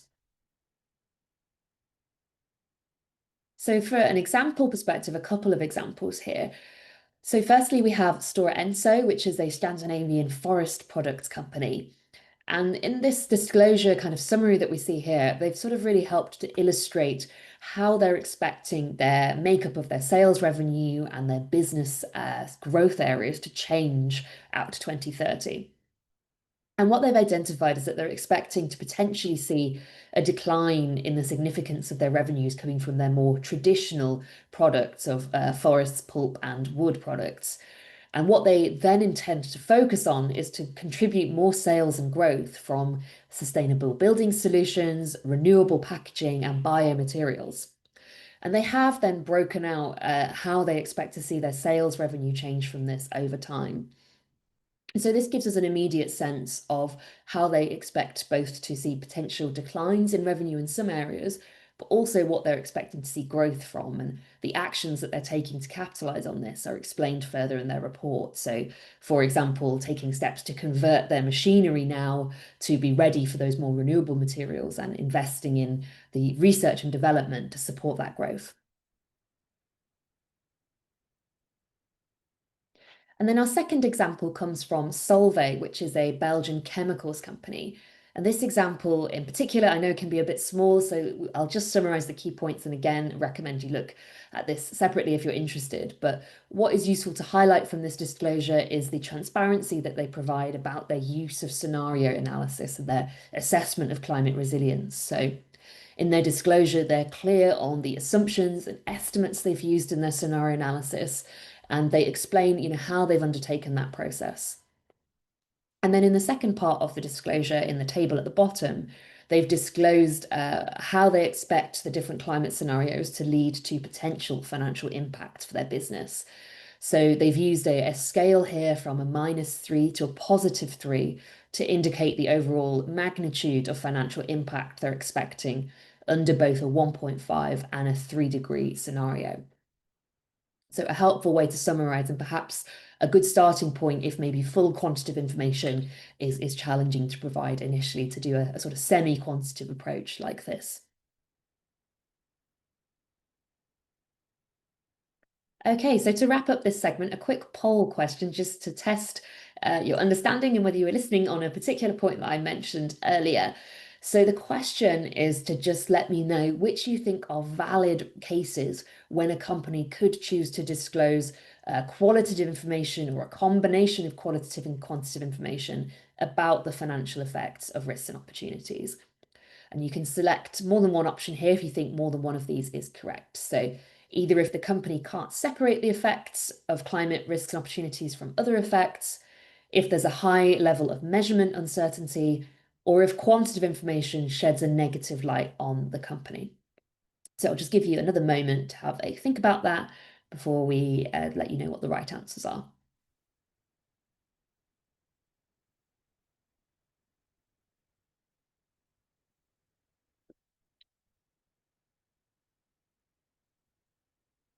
Okay. A few more seconds. I see lots of people still voting, but a good participation rate. So thanks everyone for taking part in the polls as well. I think we're slowing down a little bit, so I'll close the poll there and share those results with you. So we saw that most of you selected the top options and not the third one. And indeed, that is correct. So well done. Those two are indeed valid criteria under the standards for when qualitative information may be disclosed. But as most of you correctly identified, of course, it is important that quantitative information is provided both for negative and positive financial effects. So we saw that in those disclosure examples that we looked at there, that those companies were providing a balance in their reporting of where they both expected risks to potentially lead to financial impacts that were negative as well as positive. So if you do have information that would allow you to be transparent on that, that is something that you should be providing. Okay, fantastic. I'll hand over now to Lois, who will kick us into the next section on the climate-specific aspects of strategy. Thank you, Fiona. So what we've looked at so far, we looked at governance, didn't we? And on the governance requirements and risk management requirements of S1 and S2 are quite similar. But when we come to the strategy requirements, there are some climate-specific considerations that apply to the strategy pillar of disclosure. So the title here is from TCFD to ISSB, but don't worry if you haven't used TCFD, the list that we're going to take you through applies whatever the case. So it applies to S2 broadly. So we're going to look, as I said, at the specific requirements of S2 that apply to strategy. So first of all, the requirements are consistent with TCFD, but S2 requires a company to refer to and consider the applicability of industry-based topics. Now, those industry-based topics are reflected in industry-based guidance in identifying climate-related risks and opportunities that you can find on the IFRS website. So they'd be things like if you were in personal products manufacturer, for example, they might ask about the sourcing of palm oil, for example, very specific to your industry. Secondly, S2 requires detailed information on where in the business model and value chain risks and opportunities are concentrated. For example, if there are assets that are particularly vulnerable to climate risk in particular regions. Thirdly, S2 asks for detailed information about the effects of climate-related risks and opportunities, and those effects include disclosure about how a company has responded to or plans to respond to the identified risks and opportunities and their effects. And this might include disclosure about transition plans, which we'll talk about in a moment, or how a company plans to achieve any climate-related targets. In providing disclosures about the current and anticipated financial effects of climate-related risks and opportunities, so the effects on the company's financial position, performance and cash flows, S2 sets out criteria for when quantitative and qualitative information is required. So disclosure only of qualitative information is permitted under some circumstances, for example, where the company can't separately identify the effect of the climate-related risk and opportunity from other effects, or when the level of measurement uncertainty is so high as to make the quantitative information not useful. We're going to talk about this in more detail, but recognizing that it can be quite difficult to disclose the anticipated and current financial effects of risks and opportunities. When we come to anticipated effects, S2 requires a company only to use all reasonable and supportable information available to it at the reporting date without undue cost and effort, and an approach that's commensurate with its circumstances in terms of its expertise, training and data. So some of you have asked about this in the Q&A about data availability and system limitations. And of course, this is a requirement that you might want to consider, what is reasonable and supportable and what is commensurate with your circumstances. S2 does require a company to use climate-related scenario analysis for assessing its resilience to climate risk, but note that it doesn't specify which particular scenarios must be used. That is for the company to decide using its own judgment. On the subject of resilience, the standard requires that companies give information about any significant areas of uncertainty they have considered. What is the company's capacity to adjust and adapt its business model to enhance resilience? And of course, details are required about how and when climate-related scenario analysis was carried out. So I mentioned just a moment ago that one of the responses a company could have to the effects of climate-related risks and opportunities is to develop a transition plan. Well, the S2 does define a transition plan as being an aspect of the company's overall strategy that includes targets, actions, or resources for the transition towards a net zero economy, including, for example, GHG emission reductions plans. Now, on this screen, we're showing you that there are quite a lot of resources, only a few of them are shown here, that are available to help you with transition plan and disclosure. On the left-hand side, you see a triangle which is really just designed to tell you that resources offered by GFANZ, which is the Glasgow Finance Alliance for Net Zero, and the Transition Plan Task Force, they are designed to help support the IFRS standards on their requirements about transition plans. Just to add, the S2 does not tell you have to have a transition plan, but if you do have one, you have to make disclosures about it. I'm just going to tell you about the resources, really. The first one you see is the brand new ISSB guidance document on transition planning, very comprehensive, lots of examples there. We also have the Sustainable Stock Exchange Model guidance on climate transition plans that has quite an emphasis on the practicalities, the how-to in Chapter 3. Of course, the transition unfolds in different ways for different sectors, and GFANZ has issued guidance on sectoral pathways for financial institutions and expectations of real economy companies. And although now within the IFRS Foundation, the TPT disclosure framework is still available from the ISSB website, and you can see lots of useful resources in there about transition planning.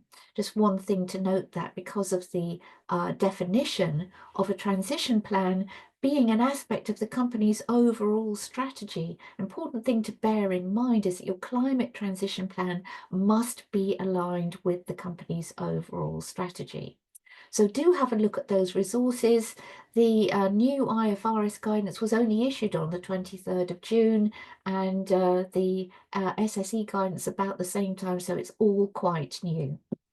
Now, you'll be glad to hear that the next thing we're going to do is to have a break. We're about halfway through. So we're going to play you some relaxing music for about 5 minutes. Please take the opportunity to have a stretch, to get a drink, to think of any questions you have, post them in the Q&A box. We'll be sure to have a look at them, and we'll see you back here in 5 minutes.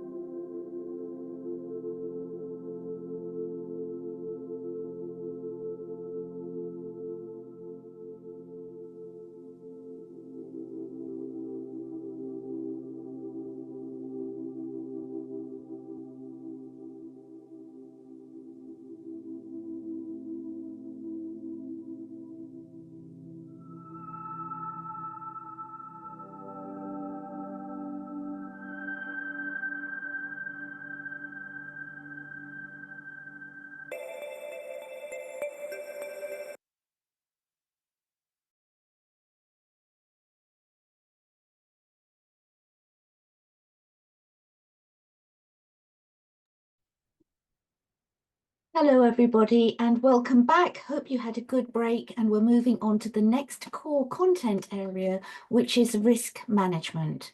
As you can see here, we're going to be talking about risk management processes and whether and to what extent they fit into the company's overall risk profile.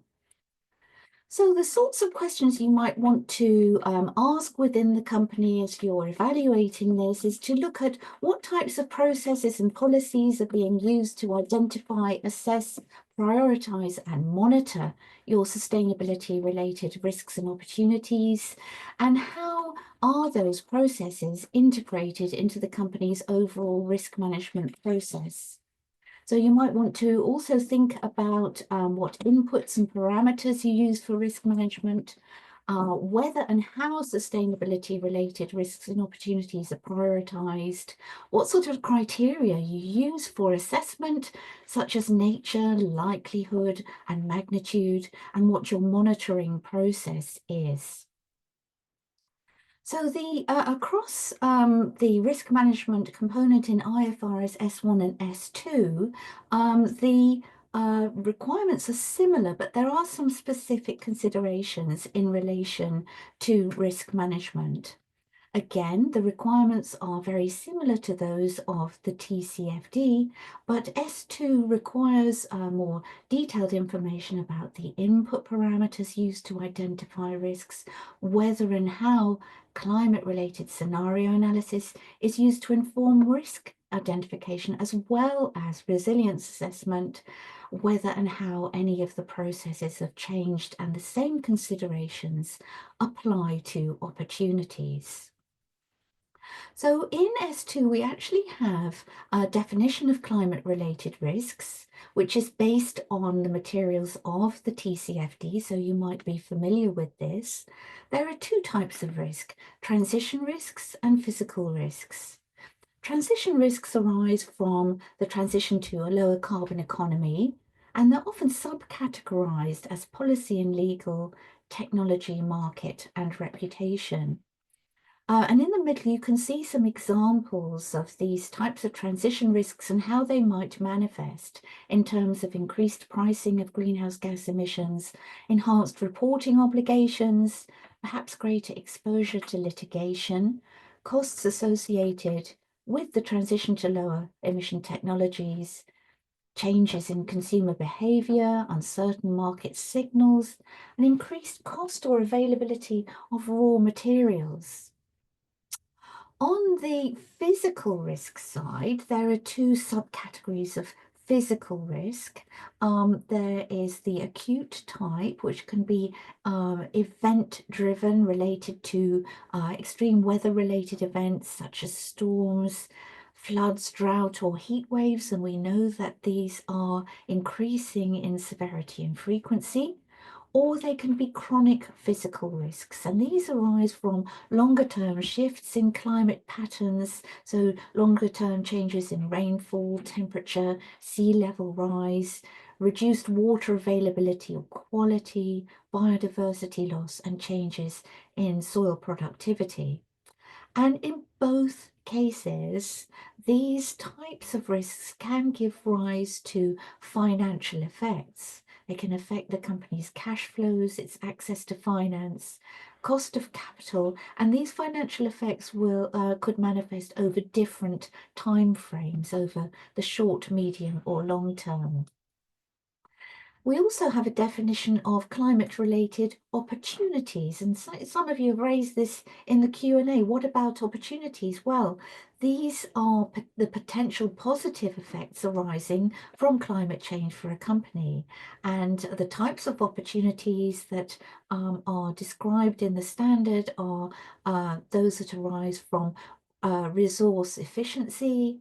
Efforts to mitigate and adapt to climate change can produce climate-related opportunities, changing to different energy sources, looking at developing new products and services to respond to changing consumer needs, access to new markets, differentiation, against competitors, and substituting or diversifying the range of resources that the company uses. So different types of opportunity. And I think this is something that investors are particularly interested in the type of opportunity that companies can identify and leverage. And again, these have different financial effects felt over different timeframes. So let's have a look at an example now. And this example is from a company called the RS Group, which is a UK-based distributor of electrical and industrial equipment. They've got global operations. Of course, we're only showing you an extract here. This company has analysed their climate-related risks and opportunities for some years. And elsewhere in the report, they identify 10 principal risks, one of which is climate-related transition and physical risks to their business. What you see in this extract is a description of the physical risks from climate change. So the most significant physical climate risk relates to the impact of extreme heat on the company's distribution sites. And you can see that on the first row there.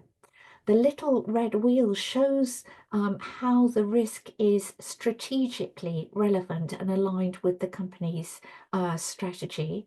And we can also see how the risk is connected to stakeholders. The other significant risk that the company sees is the impact of extreme weather on their distribution sites. And they give us a description in the second column of the risk that they're dealing with. They tell us the business owner responsible for the risk. They tell us the metrics that they're using to monitor the progress or emergence or management of the risk, including the extent to which they are allocating capital expenditure to managing the risk. And in the final column, you can see that they tell us about their plans for continuing to monitor and mitigate the risk. And these include things like building upgrades to protect against physical risk. So quite a comprehensive example from the RS Group that gives us an insight into the process they use for the management of particular physical risks they've identified. So let's hand over to Robert now to take us through the next core content area.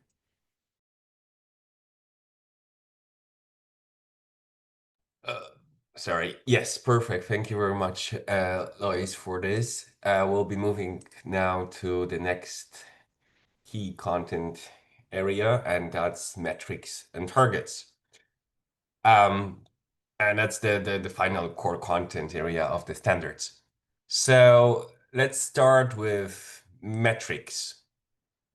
So requirements on metrics are designed to enable investors to understand companies' performance in relation to its sustainability-related risks and opportunities.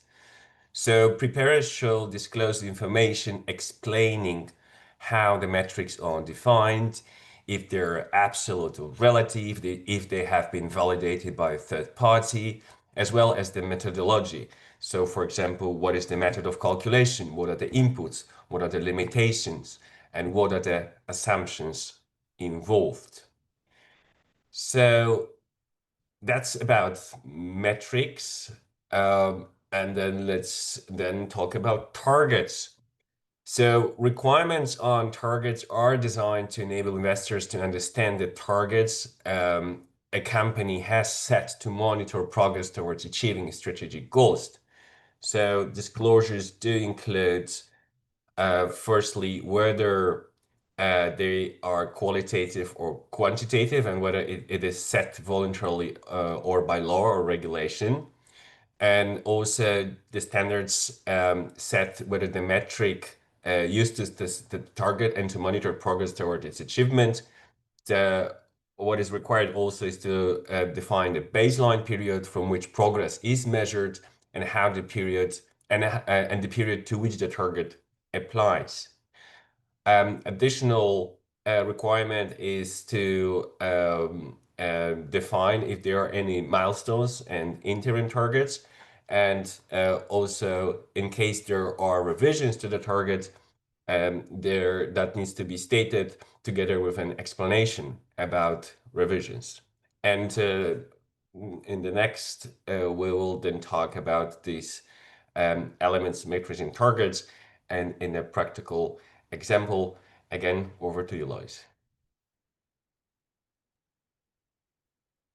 Thank you, Robert. And this example is from the CLP group. This is one of the largest investor-owned power businesses in Asia Pacific, and the company aims to be a leading responsible power provider.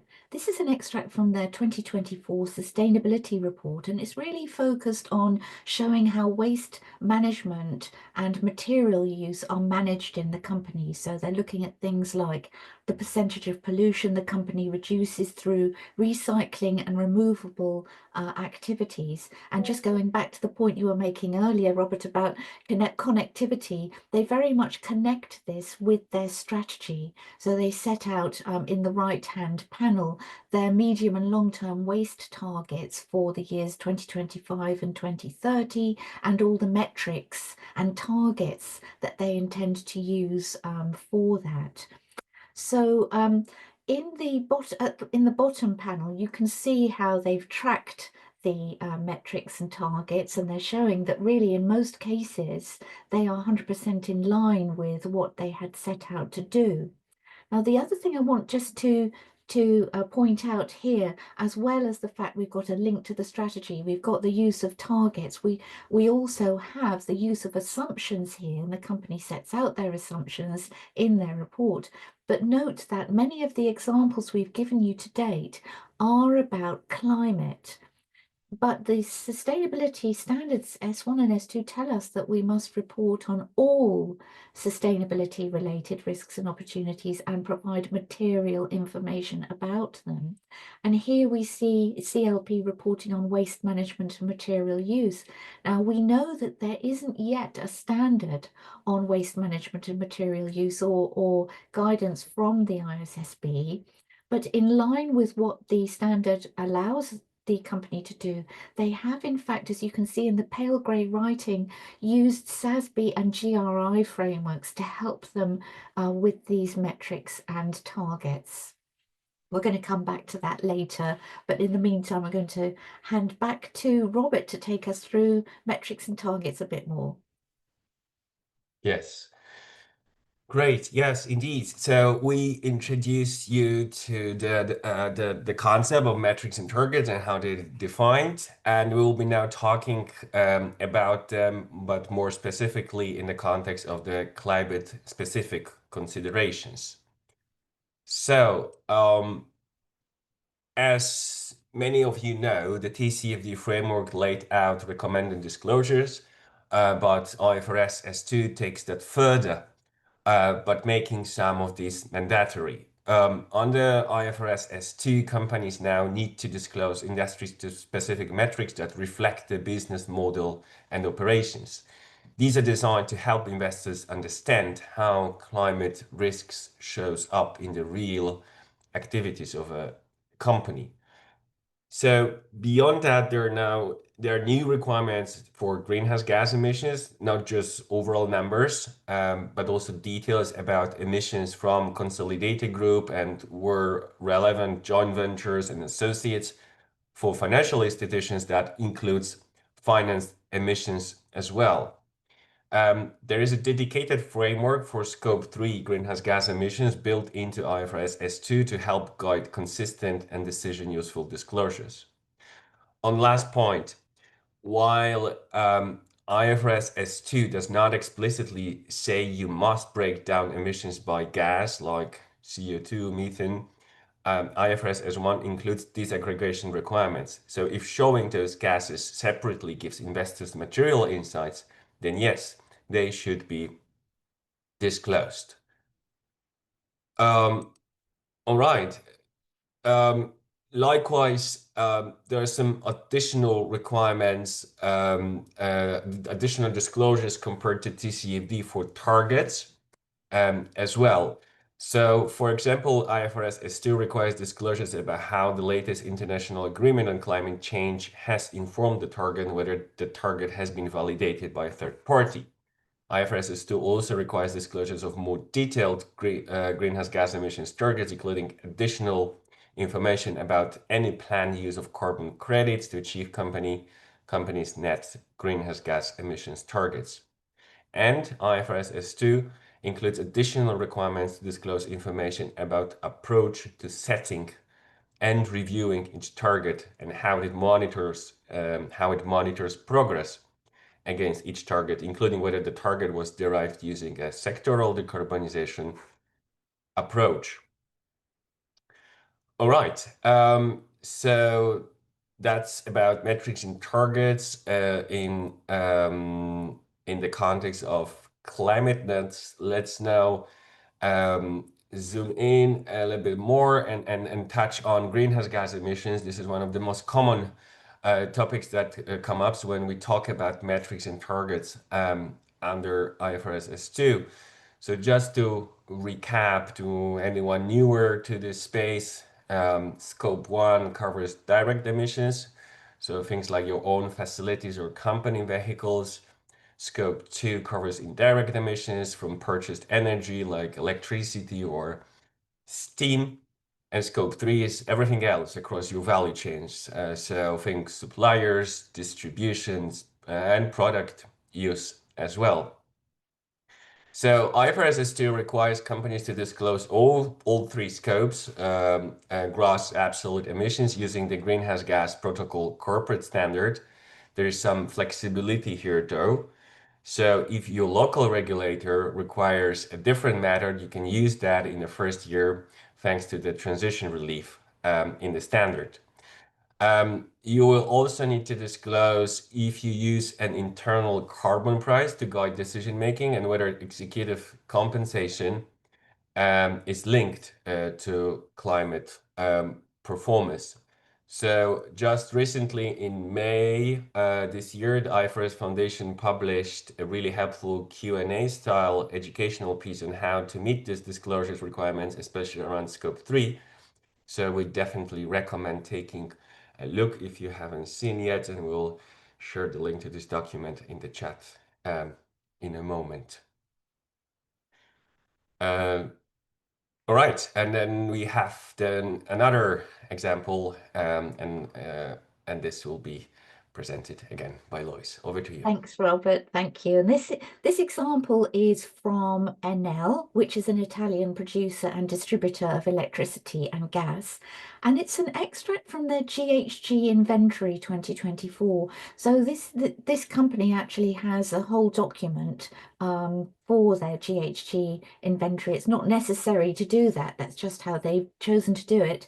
And it includes a description of the company's ambition to achieve zero emissions by 2040 and to promote energy generation from renewable sources. So again, that link to connectivity, what they're telling us in the inventory is linked to their strategy.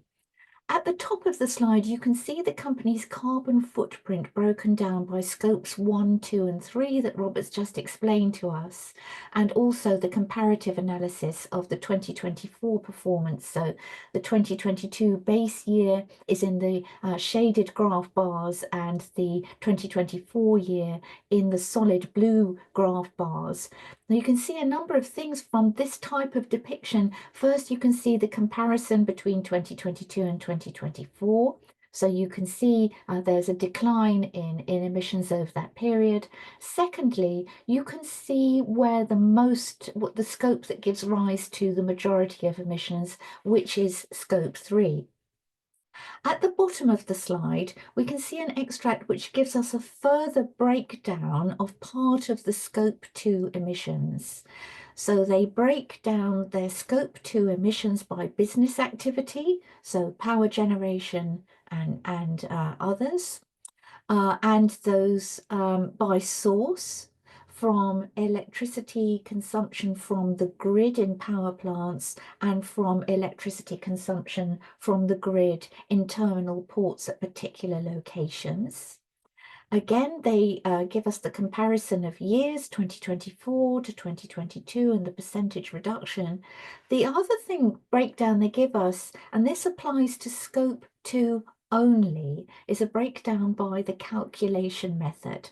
So there's the location-based method, which reflects the average emissions and intensity of the local electricity grid that the companies connect to. So it's tied to their consumption from that grid. And the market-based calculation method reflects emissions from electricity that the company purchases based on the contracts that they enter into. So it's only really a small extract from all the information they give us, but as Robert was saying, the breakdown and disaggregation is helpful for understanding trends across scopes, across years, between calculation methods, and so on. So let's do a Zoom poll now. And the question is, what is the objective of the metrics requirement? And you can have multiple answers here. Is it to understand the company's performance in relation to its sustainability-related risks and opportunities, to understand progress against targets, and/or to understand the company's assumptions for the future?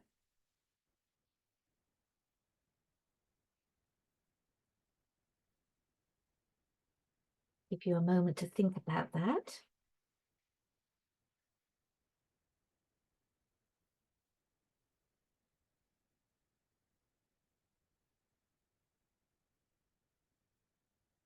Let's have a look at the results now. Sorry, we go through these polls a bit quickly sometimes, just in the interests of time. So you can see there's most people say A and B, and actually that is correct. Of course, objectives can help readers to understand the company's assumptions for the future. So if you answered C, it's not incorrect, but we've asked you this question in this way for a particular reason. And the reason is that we encourage you to read the standards themselves, because at the beginning of each of the core content components, the standards set out the objective of those requirements. In the case of metrics in S1, paragraph 45, the objective of the metrics and targets requirement is to enable users to understand the company's performance in relation to its sustainability-related risks and opportunities and progress towards targets. So it's not that C is definitely incorrect. The point is that we want to encourage you to understand what the standard says about the objective of each of the core components. So hope that helps. So we've been through all the core components now.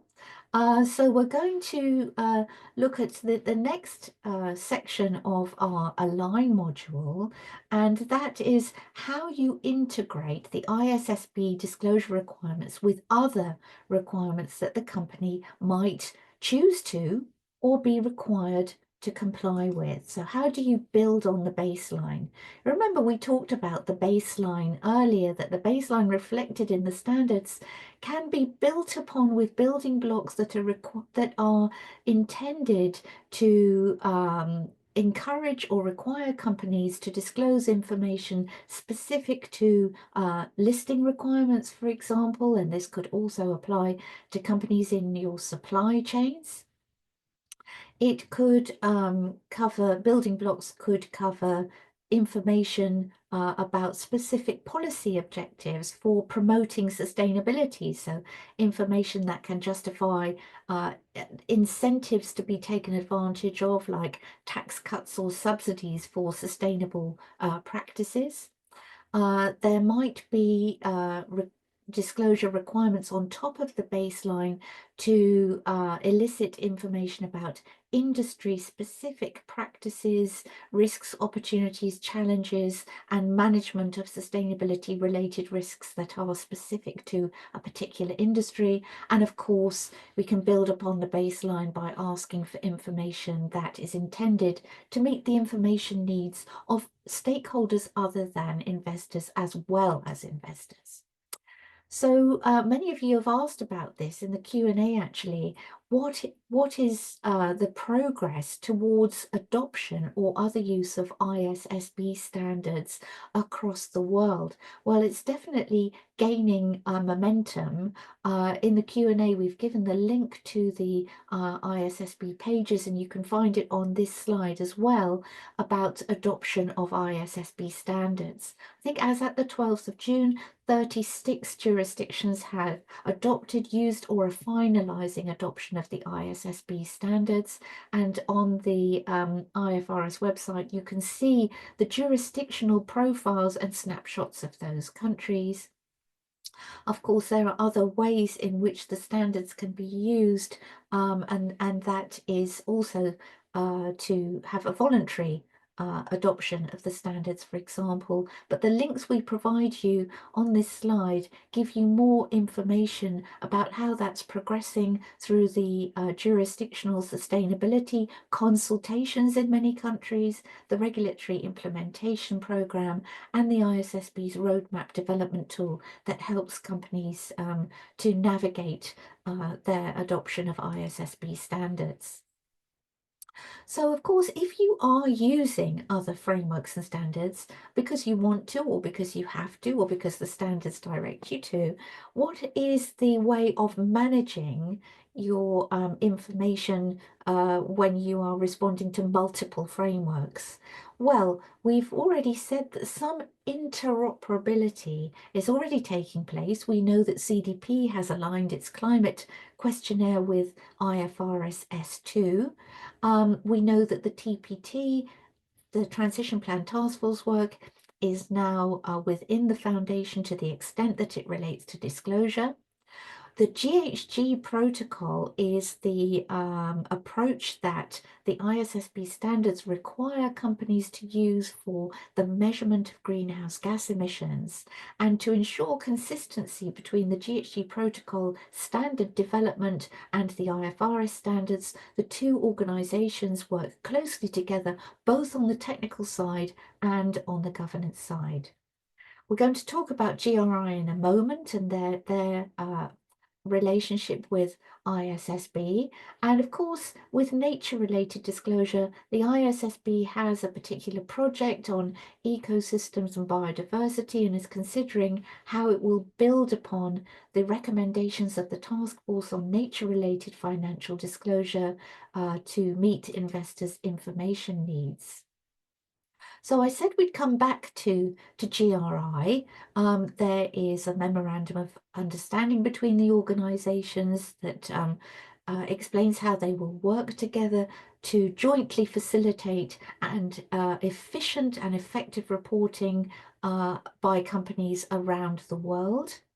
There was a complete analysis done last year about the alignment between GHG emissions requirements between GRI and ISSB. But importantly, since then, just on the 26th of June 2025, the GRI's Sustainability Board has granted equivalence to IFRS S2 disclosures on Scope 1, 2 and 3 GHG emissions. So for reporters, this means that whether you can treat your ISSB disclosures on GHG emissions as satisfying the requirements of the GRI standard 102. So a great deal more harmonisation and interoperability there. GRI is also working with ISSB on the extent to which their biodiversity standard 101 can help advance the ISSB's project on biodiversity ecosystems and ecosystem services. And there are also aspects of governance relationships between the organisations, and the IFRS Foundation is a convening partner of GRI's Sustainability Innovation Lab in Singapore. Now, at the beginning of the presentation, when we asked you what standards you were using, some of you said you were using European standards. So we're going to talk for a moment now about how they relate to the ISSB standards.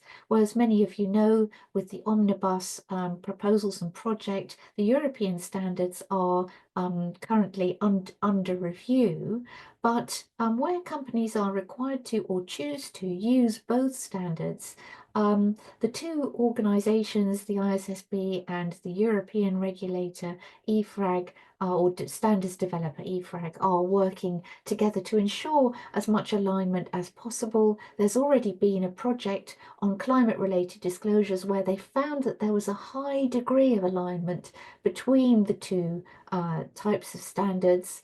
Where there are differences, it's really because the objectives of the two different standards differ from each other.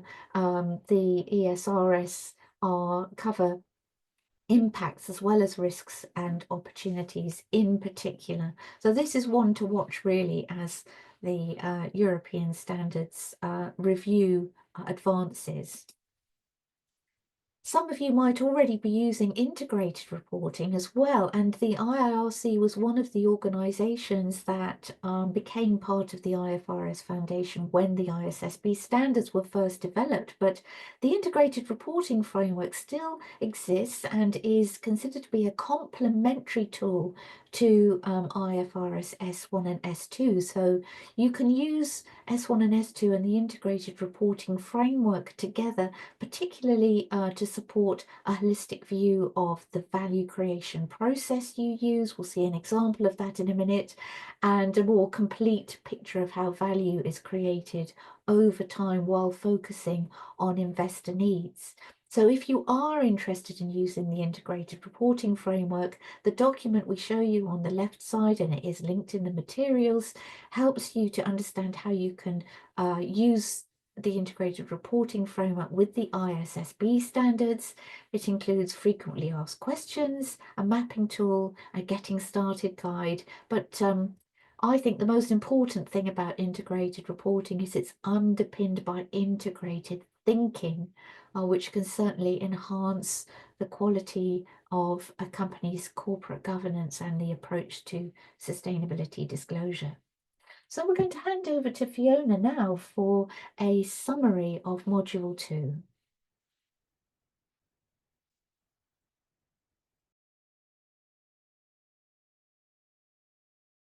Actually, no, I don't think we are. I think we're going to do another Zoom poll next. I do apologise. Let's have a look at this Zoom poll together then. The Zoom poll is, my disclosure objectives should consider the ISSB standards only. I think you can only choose one here. The ISSB standards and others. Other regulatory requirements, just regulatory requirements, or the ISSB standards regulatory requirements and other sources of guidance. Yes, you can only choose a single answer.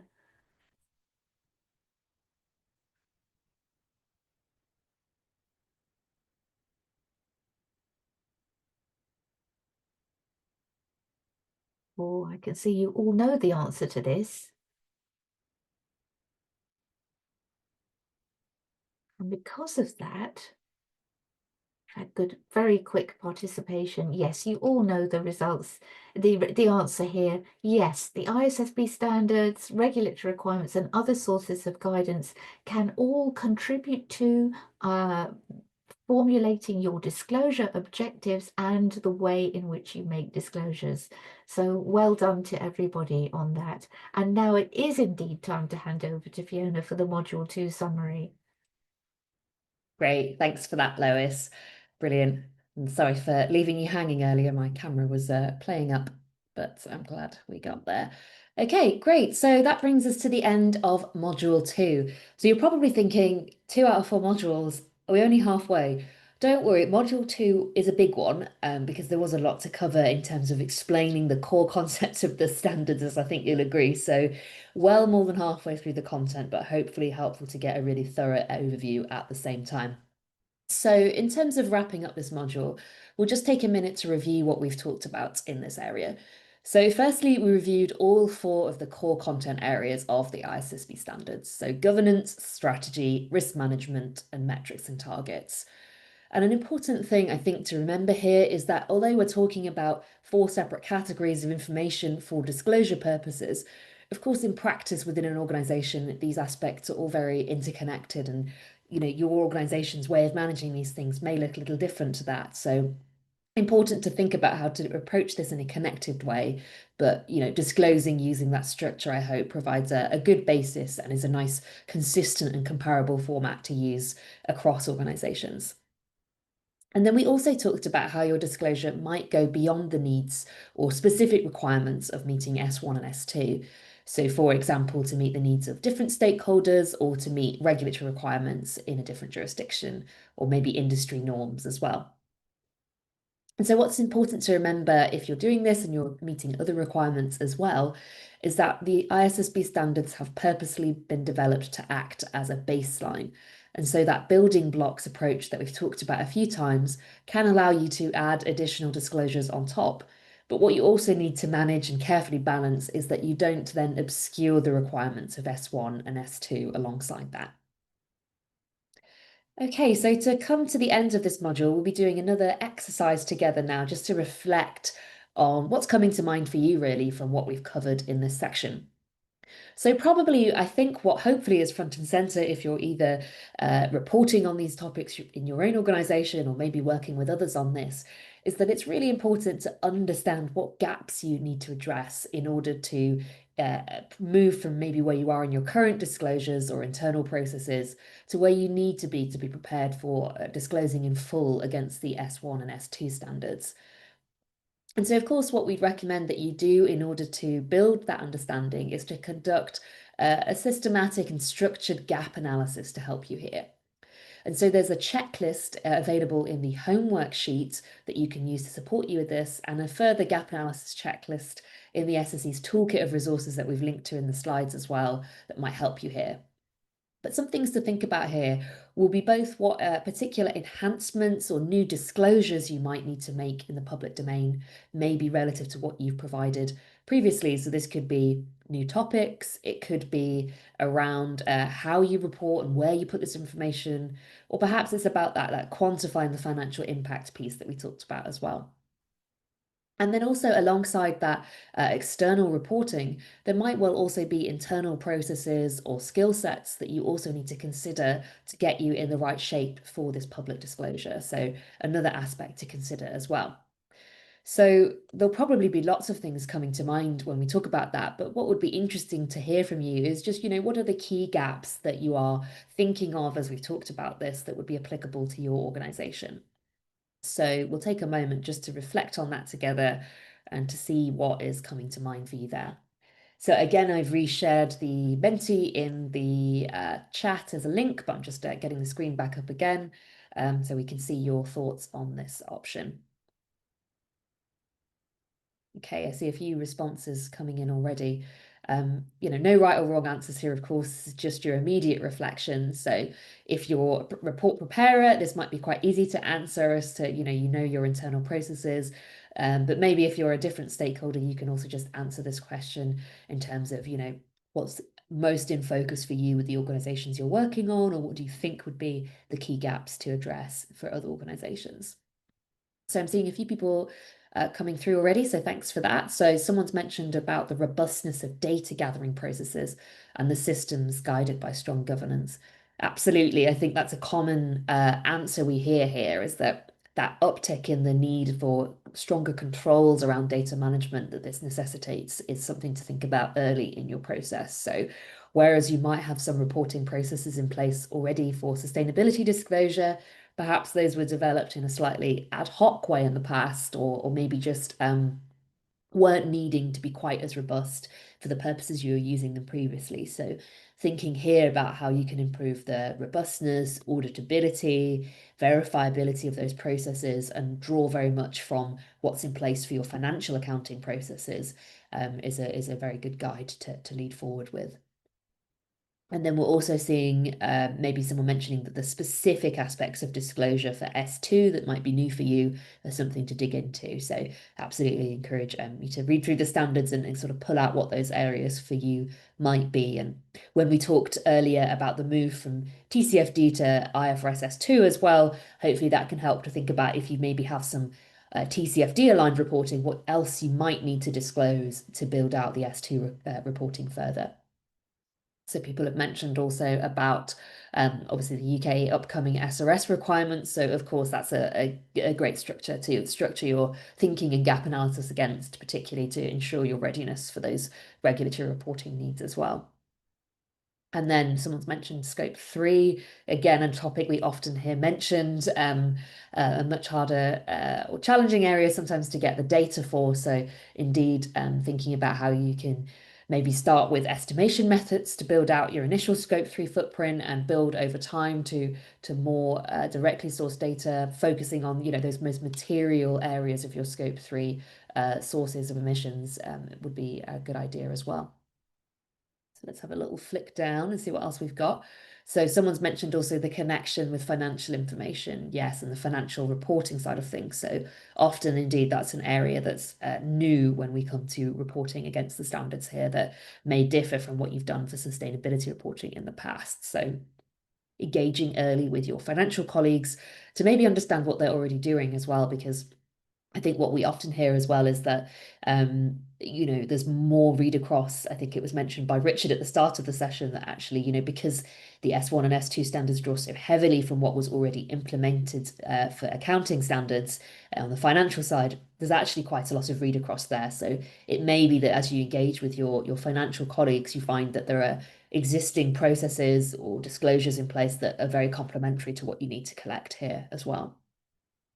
Some people have mentioned also, particularly about the disclosure requirements on a transition plan, and maybe some hesitancy to commit to or publish this, which is understandable, of course. And I think if you review the IFRS education material on transition planning, I think one aspect of that is quite useful is that they also talk about maybe where your organization doesn't have a formal transition plan, but has aspects of this information to disclose, how you might start to go about that as well. Great, thanks everyone for your thoughts here. So lots of interesting points coming through. A few common themes I'm seeing here around the data side of things, and maybe the data collection being a particular area that many feel they need to build out, which, as I said, is quite understandable. And then seeing a few mentions as well about the regulatory side of things and kind of connecting up what you're doing with requirements there. So indeed, obviously for this setting of the objectives in the disclosure plan and aligning and understanding what the gaps are, important, of course, to overlay onto that what the requirements and guidelines are that you're particularly trying to adhere to here so that you've got a clear view of those. Okay, and then someone's mentioned about maybe not having the top management support or needing to improve that. So, of course, building your colleagues and a leadership level's understanding of why this needs to be done, the extra resourcing and effort that will be needed for it, and maybe that step change that we might need to see in sustainability reporting practices is really key. It might encourage you to know as well that we're currently at the SSE developing some particular guidance for boards on their role in providing oversight of the ISSB standards, as we know that that is often something that is important to communicate to your board is their role on this and why it's relevant for them. So stay tuned for that course in the future. Let's have a little check through. So maybe people saying as well as a consultant, so some of the gaps you've seen. So thanks for sharing. Always good to know if you're working with multiple companies, what you're hearing as well. So maybe not having clear time horizons, not connecting information, and maybe not aligning across reports. Indeed, yes, all relevant challenges here. And I think when we talked about time horizons earlier, we talked about actually there may be the need for different types of time horizons and different topics and aspects, which can add complexity there as well. So I think we shared a resource called the 3 Horizons framework that can be helpful as a way to think about that topic as well in particular. Okay, brilliant. I'm just seeing if there's anything else, and there's lots of things we haven't covered, but anything key to highlight here. But you can also feel free to keep scrolling through these answers, and hopefully reassuring to know that many of your colleagues are grappling with similar questions to you. But just good to get a sense, I think, of what your immediate sort of prioritization is. And I think for many, it seems as though data, ownership, building up that robustness and connection to your financial processes are really key. So I think in terms of how you move forward with these things, we just really encourage you to consider the prioritization of these gaps. So whilst some of these things may be foundational things that you should really aim to have addressed before you provide your first disclosures under S1 and S2, maybe some of them are things that you could improve or evolve over time as your reporting matures as well. So trying to get a view of what you should aim to prioritize addressing as a foundation and what you could continue to build out over time is probably a good recommendation as well. Okay, great. Thanks everyone for sharing all of those. So I'll leave that open for you to continue to take a look at, and then we'll go back into the presentation, and I believe it'll be Lois picking us up to start our third module. Thank you, Fiona. Yes, let's move into the third module now. And this is all about implementation. So as we know, we've seen a lot about what a company should disclose, because the ISSB standards set out the requirements on what to disclose. But as some of you have noted in the Q&A, there's not so much information about practically how that's done. Now, I saw in the comments somebody said they find this frustrating, but two helpful things. First of all, the ISSB standards are designed to describe disclosure content, not necessarily how to, but as we'll come on to see, there are useful resources, and we do have the IFRS Foundation Knowledge Hub that we'll share with you. So let's have a look at these three modules that are going to help us understand how to identify sustainability related risks and opportunities, how to evaluate the effect of them, particularly in the form of scenario analysis, and thirdly, how to integrate sustainability disclosure practices into your existing processes and practices. First of all, identifying sustainability related risks and opportunities, particularly the how to. So as we know, S1 asks companies to provide material information on all sustainability risks and opportunities that could be reasonably expected to affect a company's prospects. And S2 sets out the requirements for climate disclosures. But what about risks and opportunities beyond climate? Well, S1, around paragraph 50, directs companies to sources of guidance they can use to support the identification of and associated disclosures about risks and opportunities other than climate. So first, when identifying which sustainability related risks and opportunities to report on beyond climate, S1 says that consideration must be given to the SASB standards, the Sustainability Accounting Standards Board standards. You can find links to those. They're industry specific, and they're linked to the IFRS website. By the way, there's also educational material, as you can see on the left-hand side of the slide, that the IFRS Foundation has issued on sustainability-related risks and opportunities and the disclosure of material information. That's a very comprehensive guidance, sets out industry practices, examples, and so on. The standard says that companies can also refer to the CDSB framework application guidance, which covers a range of sustainability topics, including biodiversity and social matters. Companies can consider industry practice and the materials of investor-focused standard setters when considering which risks and opportunities to disclose. And then same information same guidance can be referred to or must be referred to in the case of SASB when thinking about what information to disclose about those risks and opportunities. And in this case, companies can also refer to the GRI standards and European sustainability reporting standards. And you might remember the CLP example we looked at earlier, where we could see that they had calculated risk, they'd calculated waste and pollution metrics based on the GRI standards and European sustainability reporting standards. So they had done exactly this. And SASB they'd used actually, hadn't they? SASB and GRI. So if we look at an example about a process for risk identification, this example comes from IALA's Integrated Report 2024. And IALA is a Philippines-based conglomerate. And what we see here is that the first step the company takes is communication and consultation. So they consult widely about the risk landscape, if you like. They're seeking inputs and insights and recommendations from senior management, business units, and other relevant stakeholders that help inform their understanding of risk. Then they go on in step 1 to establish the context. So what are the internal and external factors that form the context within which they identify and assess risks? Secondly, they assess the risks that they have identified by using evaluation and prioritization techniques and different criteria such as likelihood and impact. And this is mainly done by their enterprise risk management team in collaboration with other risk owners. Their third step is to decide how to treat the risk. And the fourth step is to consider what processes they will use for the monitoring and review of the risk over time.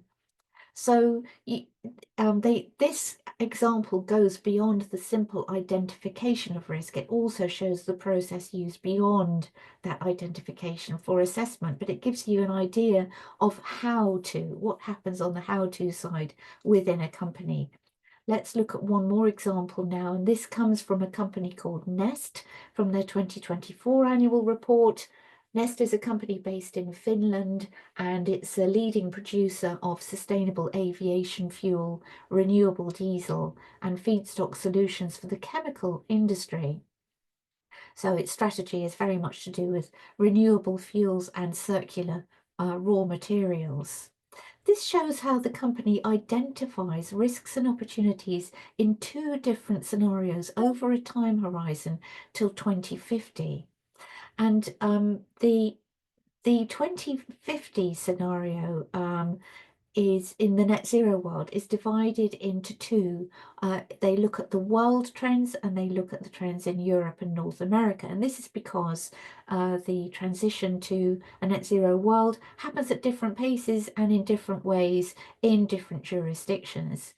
In each case, they tell us the opportunities and the risks that they anticipate in each of these scenarios. On a global basis, they anticipate that they'll be able to expand into new markets and sectors.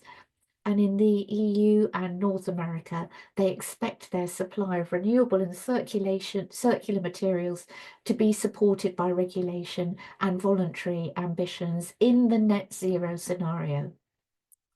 In the compromised climate target scenario, they anticipate that climate action will be slow.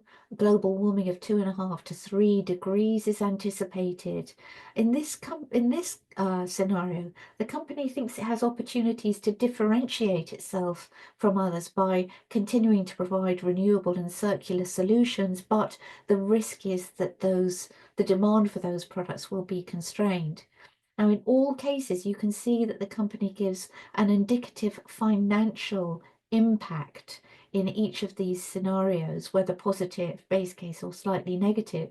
And as you might expect of a company that is dedicated to developing renewable fuels and circular solutions, the most positive indicative financial impact is in the net zero world 2050 scenario. So again, a slightly different way of looking at how they identify, understand, respond to, and assess risks, but very much on the how to. So we've talked about this before. I won't go into it in detail, but the standard recognises that the identification of risks and opportunities can be a challenging but very valuable exercise. So again, the standard says they must make sure that effort is proportional to benefit, and therefore a company is required only to use all reasonable and supportable information available to it at the reporting date without undue cost and effort. So what does this mean? Well, reasonable and supportable information is specific to the company. It's not just general information. It really tells us about how the company is affected by risks. It takes account of the external environment. We certainly saw that in the IALA example, didn't we? It includes information about past events and current conditions, of which the company will, of course, be aware, but also forecasts. And maybe that's what the NEST example is getting at by looking at scenarios. And in some cases, what's reasonable and supportable or proportionate is specified by the standard itself. And now Fiona's going to take us through the next part of this module. Excellent. Thanks so much for that, Lois. So moving on then, as you say, into the next part. So once we've identified those risks and opportunities, we're going to need to evaluate the financial effects of them. And we talked a little bit about that earlier, but here we'll try to get into a little bit more about the practices to adopt. So we know that obviously this can be quite a daunting aspect. So we'll try and get into a few of the key concepts to help with getting started on this topic. So to help investors understand a company's resilience to climate risk, S2 requires them to disclose information about the implications of climate change on its strategy and business model. And it also asks for the company's financial and operational capacity to adjust or adapt over the short, medium, and long term. So, for example, you might want to test your company's resilience to a certain regulation to limit high emissions activities, or perhaps its ability to respond to changing crop yields due to changing in climate patterns. So to do this, this is where you'll need to use scenarios based on science and analyze how these are going to lead to the effects being incurred for the company. And when we're talking about scenario analysis, it's important to remember that it's not asking you to predict the future. It's just a tool to project potential possible future pathways. So to test your resilience against plausible possible futures, but not to ascribe which one you think is going to happen or to make a prediction in that regard. So overall, S2 doesn't specify which scenarios should be used in an analysis because this is going to be heavily dependent on the company's sector, on the type of risk that is being assessed, and the location, for example. But overall, you're asked to use relevant scenarios and to provide information to explain which you've selected and why, to disclose information about the relevant assumptions that have been used in the analysis as well. And so the S2 standard does provide guidance to companies on how it can determine this approach to scenario analysis. And this could encompass a range of different practices. So perhaps starting with qualitative scenario narratives, and then maybe progressing gradually to more mature statistical methods over time, and with a particular focus on material areas of risk. And overall, companies are asked here by the ISSB standards to use an approach that is commensurate with their circumstances and that uses all of the reasonable and supportable information that's available to them at the time of reporting without undue cost or effort. So we'll just have a look at one example here of a company's scenario analysis output, just to get a sense of what this might look like. Of course, there's a lot of work that goes on in the background before we get to this type of disclosure, but hopefully good to get a sense of what the end product could be. So here we're seeing an excerpt from Nestlé, the Swiss multinational food and drinks company's reporting.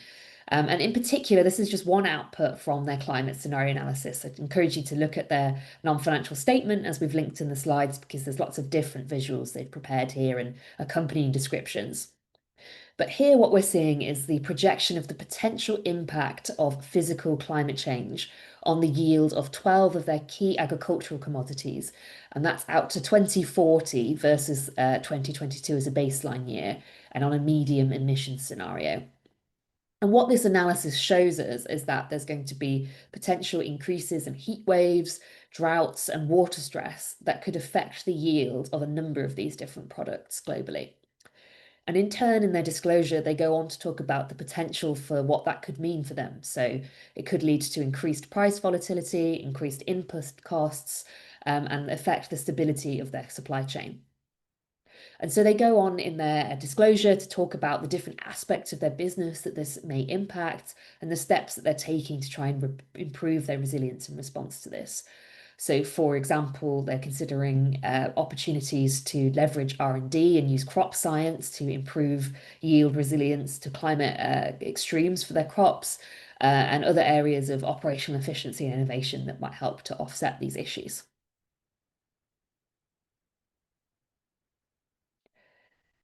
And of course, we know that anticipating the materiality of future events can be very challenging. So to help with this determination, the S1 standard gives a list of a number of issues to help you with your determination. And so you could think of these points as a way of identifying the different steps and information that you need to come to the judgment of uncertainty. So for example, companies should be considering all low probability but high impact events. And overall, any uncertainties relating to the company's potential future cash flows should always be evaluated and continually revisited at the start of each assessment period. So, of course, it's known that there will be uncertainties, but what you're asked to do is to continue to evaluate those and provide a transparent update about what they are. Great, back to you, Lois, for the next aspect here.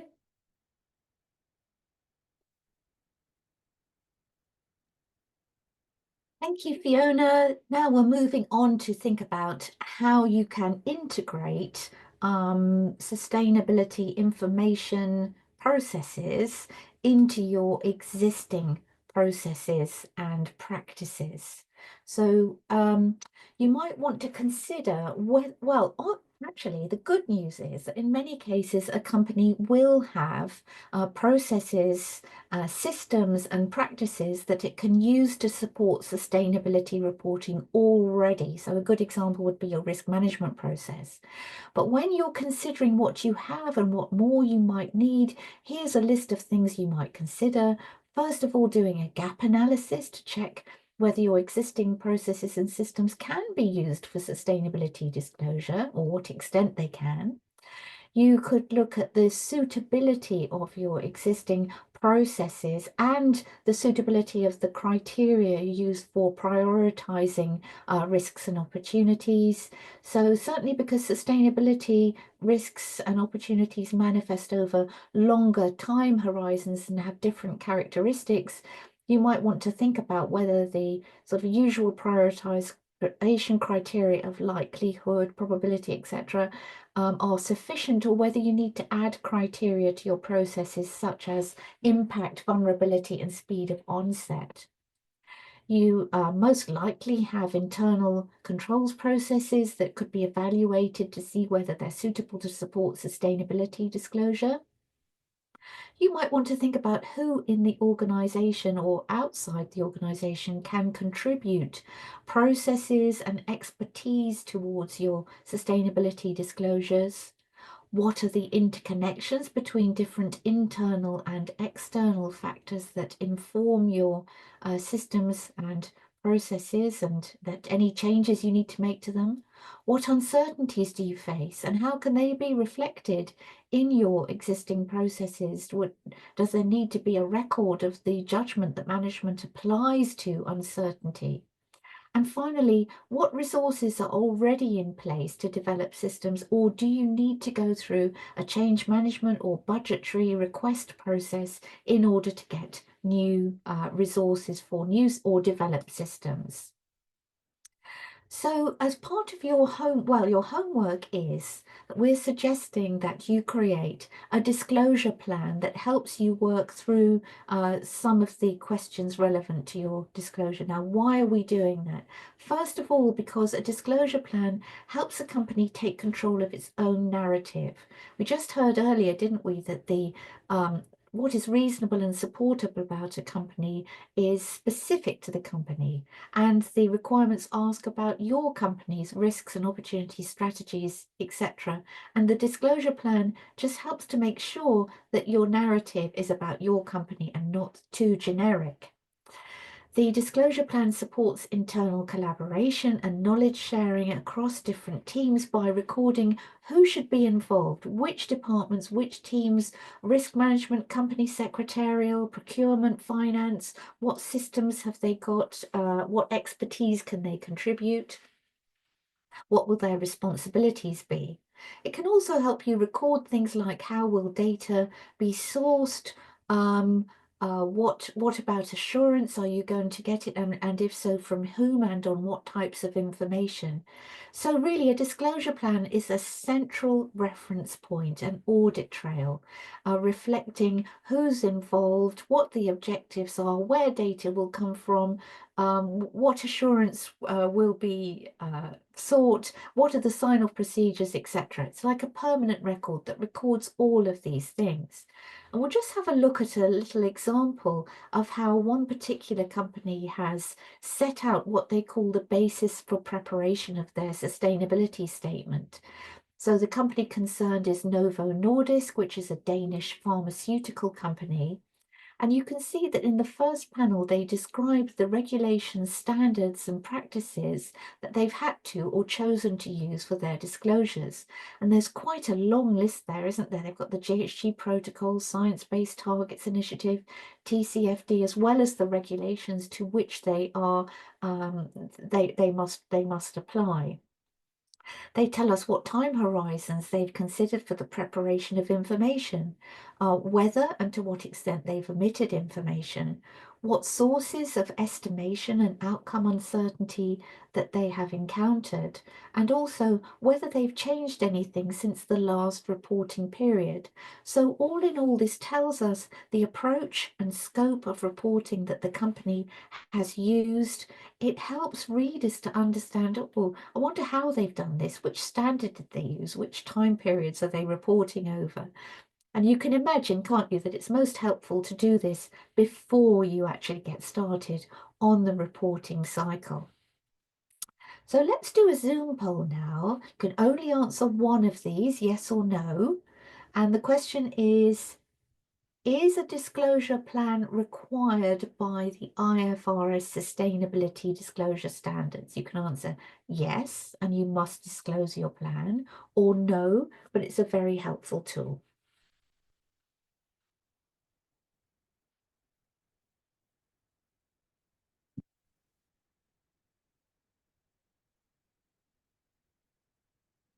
Sorry, we have to rush through these Zoom polls. It's just so we stay on time and tell you everything we think you might need to know and that can help you. So let's end the poll here and share the results.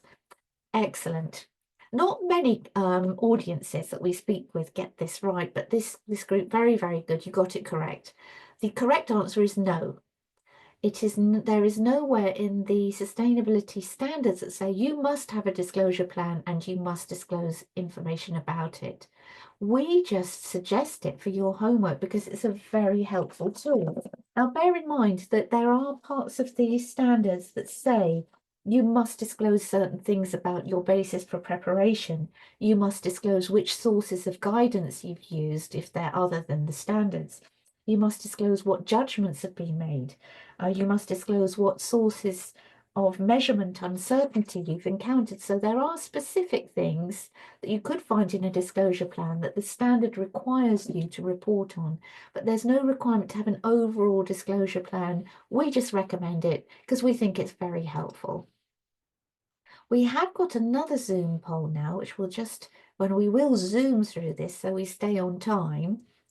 Just to consolidate our learning about a disclosure plan, can a disclosure plan help a company to take control of its narrative, support collaboration, act as a reference point and audit trail, or skip full disclosure as prescribed by the ISSB? You can answer as many as you like. And then after this, we'll be doing our Module 3 summary.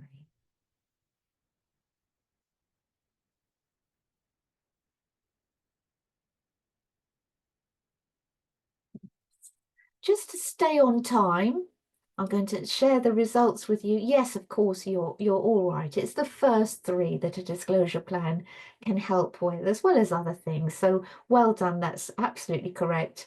Having a disclosure plan is not an excuse to skip full disclosure as prescribed by the ISSB. So well done, everyone. And let's go over to Fiona for our Module 3 summary.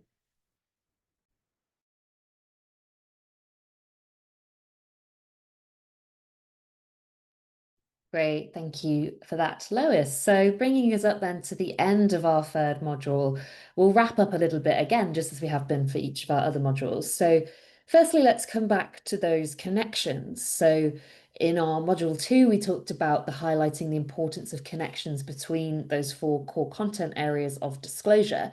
And then in this module on implementation, we also talked about the many interconnections that exist between a company and its external and internal environment. And so really these connections are what we should be focusing on when we're identifying key risks and opportunities. And then the second thing we talked about here was related to evaluating those risks and opportunities, and a key component of this evaluation being consistency in your assumptions.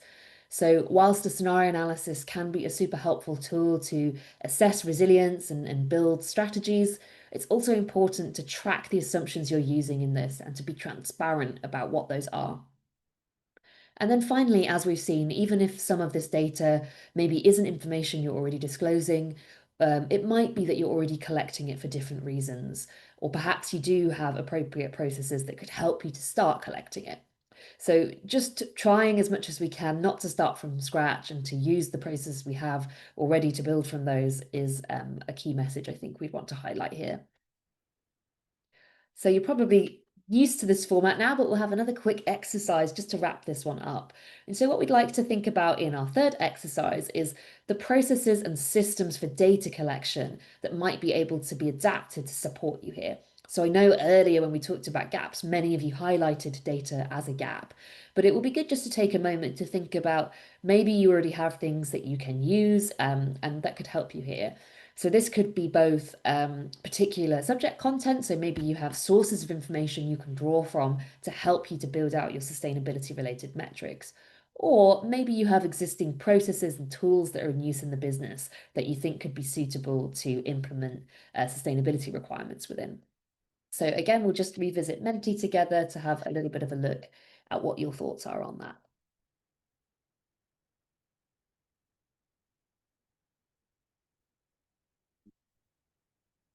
Get things up on my screen. Okay, so a couple of responses coming in already, and I'll give you the rest of you a moment to think whilst we're having a look at those. But people have mentioned around using different data surveys, maybe third-party data. Yeah, exactly. So both in terms of, maybe you need to go to suppliers and customers to get some data from them, but there also could be sort of industry proxies that you could use to help you get started. So looking at any sort of sources of research in the public domain that might help you to better understand, what the typical global mix of sourcing locations is for a certain product, for example. And then we've got people mentioning the financial data accounting team. Indeed, so we won't necessarily refer to those people as a process, but equally they are a team of people who can be very helpful, of course, in building out the right approach to collecting these things. And I see that reflected in a number of the responses here about making sure you're using your ERP systems with your financial department taking a collected approach here. So that's great. People have also mentioned around adopting kind of customer data sources as an option. So maybe you have data from your customers on how they're using your products or services, on how they are looking to change things in the future as well. Maybe consumer research about potential changes and developments and patterns. Several people have mentioned operational teams and processes, of course, as well as being important. So indeed, it might be that operationally, a lot of things maybe are monitored that will contribute to this reporting. It's just going to be how you build up a efficient approach to collecting that information from your operational locations and teams. People have mentioned carbon accounting software, different climate data tools. Indeed, there's a lot of climate data tools, excuse me, in the public domain that can help you with scenario analysis, and a number of those are referenced in the resources that we linked you to as well. People have mentioned maybe benchmarking. So yeah, indeed, whilst we have said before not to copy the reporting of your peers, of course it is relevant to benchmark and compare what you're doing to them. Maybe they've developed a certain approach that you could mirror, or maybe they've got a certain data sources for assessing risks and opportunities that you could also draw from. And then we see a couple of more responses here. So maintenance data has been mentioned. Someone's mentioned sort of hierarchical levels in business, from operational and tactical to strategic levels. So yeah, that's a good way of maybe framing what we talked about there, and thinking about how you're going to feed information up those levels of the hierarchy in a way that's efficient and gets the right level of information up that you need for these purposes, but also enables effective management at a lower level as well.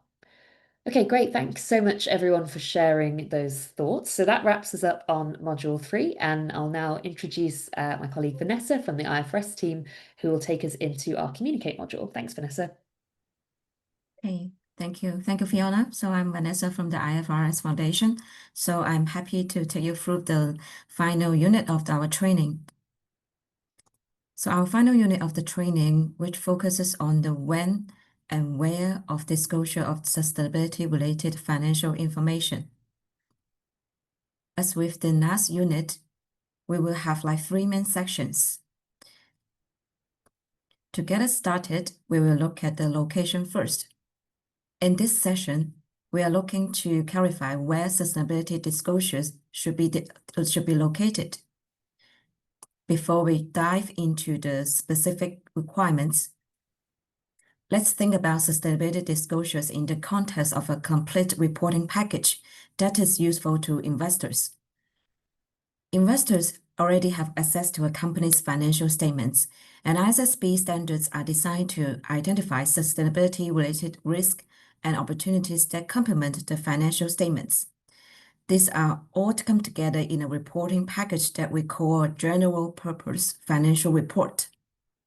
The requirements in ISSB standards about what information to report are based on existing sustainability reporting regimes, focused on investor information needs and on aspects of financial accounting standards.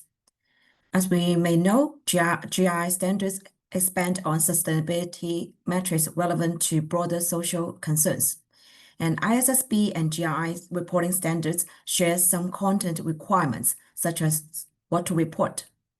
However, the ISSB standards are focused only on investors' information needs and decision-making, reflecting the mission of the IFRS Foundation. So our mission is to bring transparency, accountability, and efficiency to the capital markets around the world.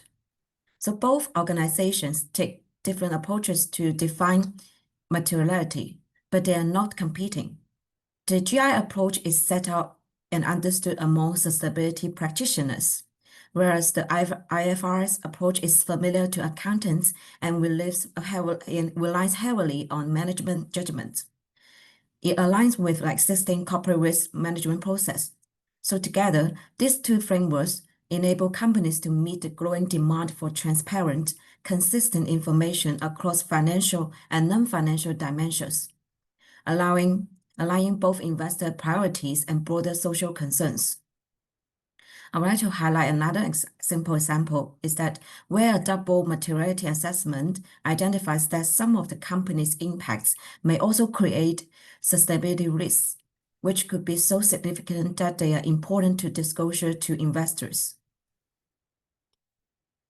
So moving on, as we just noticed, materiality has different definitions of different reporting standards and towards different audience. So let's briefly recap what we mean by material information for the IFRS. So in identifying material information to be disclosed, a company will first need to identify the sustainability-related risks and opportunities that could reasonably be expected to affect its prospects. Once the company Once the company has identified those risks and opportunities, it can then determine what information to provide about those risks and opportunities. And this is where our materiality definition comes into play. So the definition of material information we used in IFRS S1 is based on and aligned with definition found in the IFRS accounting standards. So the definition is, it is information that, if omitted, misstated, or obscured by other information, could reasonably be expected to influence investor decisions. So in other words, the IFRS standards seek to identify disclosure of the key information that matters to the investors. An entity determines what constitutes an sustainability-related risk or opportunity based on its facts and circumstances. Entities often have well-established process for identifying, assessing, and responding to sustainability-related risk and opportunities as part of the management of their business. Moving on, the investors have asked for disclosure of material information, and the IFRS standards have been designed to help you gather and disclose it. However, this means that a company does not need to disclose information that is not material, even if the IFRS standards include it as a specific requirement. There are 3 things to remember. Firstly, ensure the material information is clearly identifiable, that you use plain language. And secondly, ensure the material information is not scattered across your disclosure. And thirdly, include any additional or non-material disclosures if it is required by the regulators, but ensure it is clearly identified as such. So in November 2024, IFRS has also released further educational material providing guidance for companies on identifying and disclosing material information on sustainability-related risks and opportunities, which I will encourage you to take a further look. I think we have already posted on the chat box. So moving on, let's stop here and take another Zoom poll to test your understanding of the disclosed information that we use in the IFRS standards. So the question is, the information should be disclosed in the annual report when applying IFRS standards if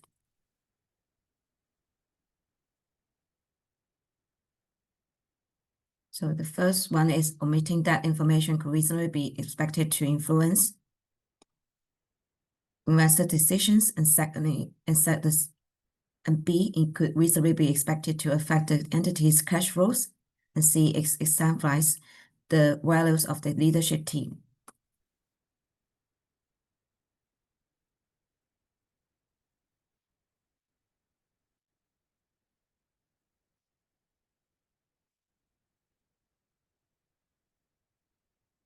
I think maybe we can stop the Zoom poll, but I don't know how I can stop it. Can anyone yes, help me to, yes.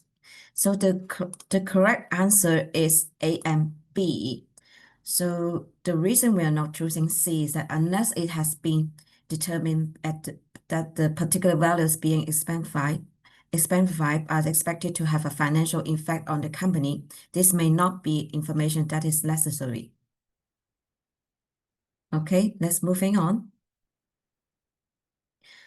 So the disclosure under the IFRS standards has to accompany the financial statements and as part of the same general purpose financial reporting package. However, IFRS S1 does not say where in the reporting package the information shall be provided. This is designed to allow jurisdiction-specific requirements on the location of reporting. The most important factor to consider here is to ensure that the sustainability disclosures are provided as part of the same reporting package as the company's financial statements. The sustainability disclosures must be provided at the same time as the related financial statements, cover the same reporting period as it should be also cover the same reporting period as the financial statements and authorized by the same body or the individual of authorizing the financial statements. There was a research by WBCSD on the state of integrated reporting shows that nearly 2/3 of the companies continue to put sustainability information in the standalone reports. However, the ISSB standards require material sustainability-related financial disclosures to be included with the general purpose financial reports. So this suggests many companies to have some way to go to get their internal process and disclosure plans aligned. So next, let me hand over to Louis for the example.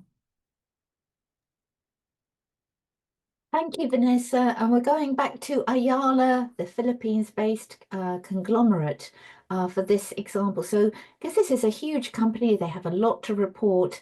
What you see here is a diagram that helps the reader understand how the company has organized information for effective and efficient communication. Those of you that are familiar with integrated reporting might recognize this as being a version of the so-called octopus diagram from the integrated reporting framework, where capitals used to create value are represented on the left-hand side. The value creation mechanism is in the middle, and the value that's been generated is on the right-hand side.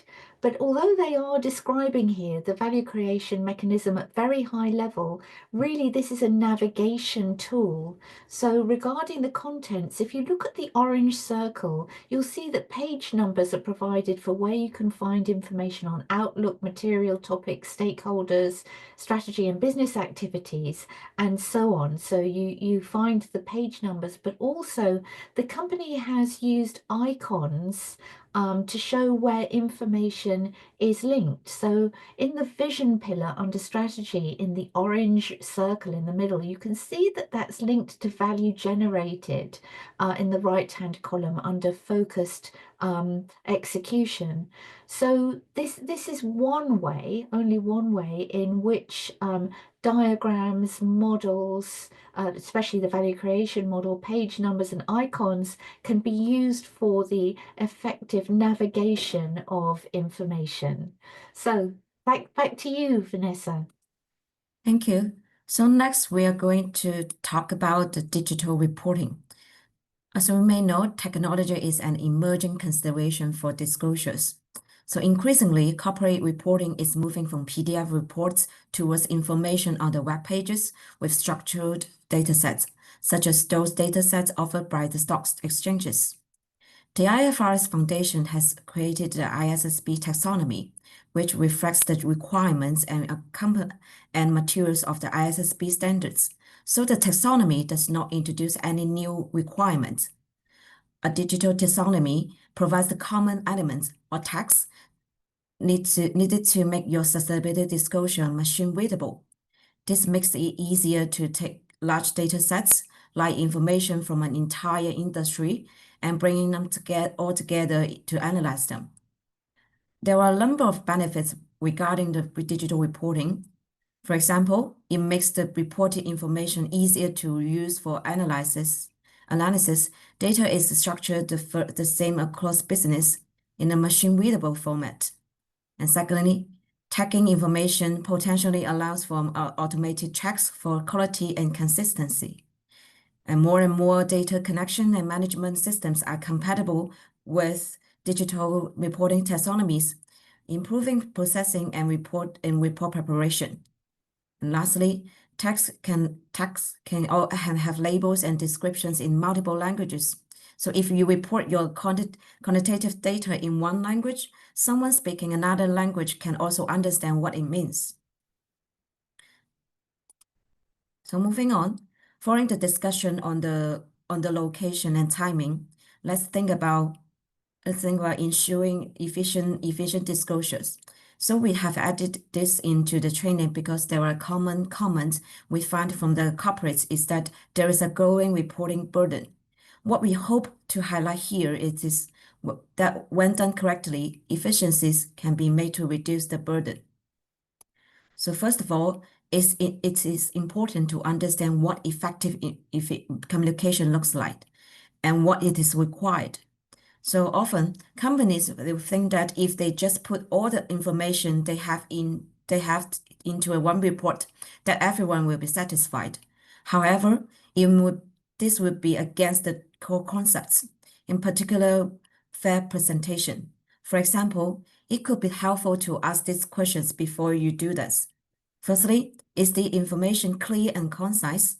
So clear means it might depend on the nature of the information. For example, whether it could be clear to present information in tables, graphs, diagrams, plus like a accompanying text. And to be concise, disclosures need to avoid boilerplate information, unnecessary duplication of information, and to use clear language. So next, let's talk about the quality of the information disclosed. So some preparers watching today might be thinking to themselves that they still don't see what all the topic is about. Perhaps their experience focuses on like standalone sustainability reports, or they haven't had like much interaction with the external and internal audit. To the accountants watching today, I say just to be kind to your colleagues, help them to understand the difference in the rigor that's required in data collection, then oversight and sign-off for financial statements.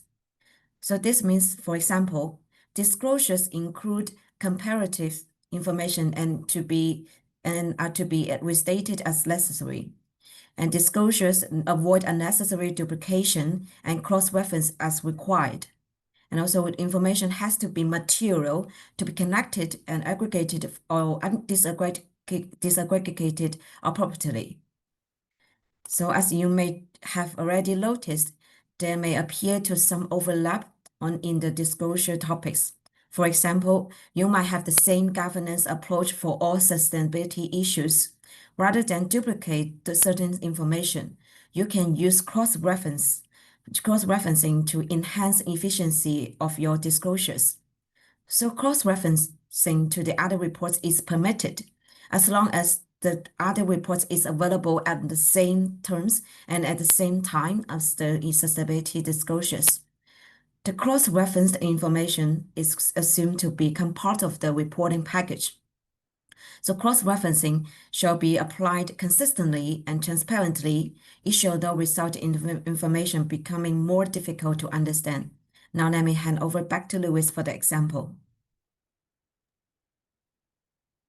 Thanks, Vanessa. And we've got an example here about cross-referencing, which Vanessa's already just explained is perfectly allowed by the ISSB standards. This is an example from a report by ArcelorMittal, which is a steel manufacturing company, and they explain how they respond to the IFRS content elements and concepts. So in the left-hand column of the table, there'll be some words which you'll be very familiar with now. They explain, for example, they're responding to requirements on governance, risks and opportunities, strategy, performance, basis for preparation, etc. In the right-hand column, they're telling us where we can find that information.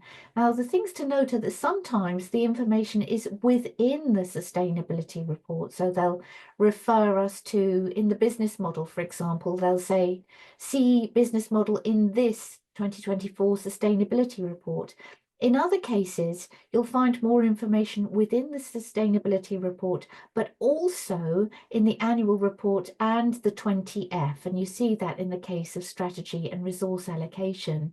So in this little table, they're pointing us to all of the places where they have cross-referenced to information that satisfies the requirements under the IFRS content elements and concepts. Thanks for your lovely emojis, by the way, and handing back to Vanessa. So thank you, Louis. So next, I'm going to share with you a number of mechanisms to support preparers like you today to get started with the ISSB standards. So firstly, one simple thing to put in place was to adopt well-known terminology and concepts familiar to preparers, borrowing from the IASB, for example. And secondly, many requirements in S1 and S2 are to be applied proportionately, recognizing companies will have a range of capabilities and preparedness on these issues, such as qualitative scenario analysis is permitted, and you will see the phrase all reasonable and supportable information at the reporting date without undue cost or efforts, or commensurate with skills, capabilities, and resources in a number of places through our standards.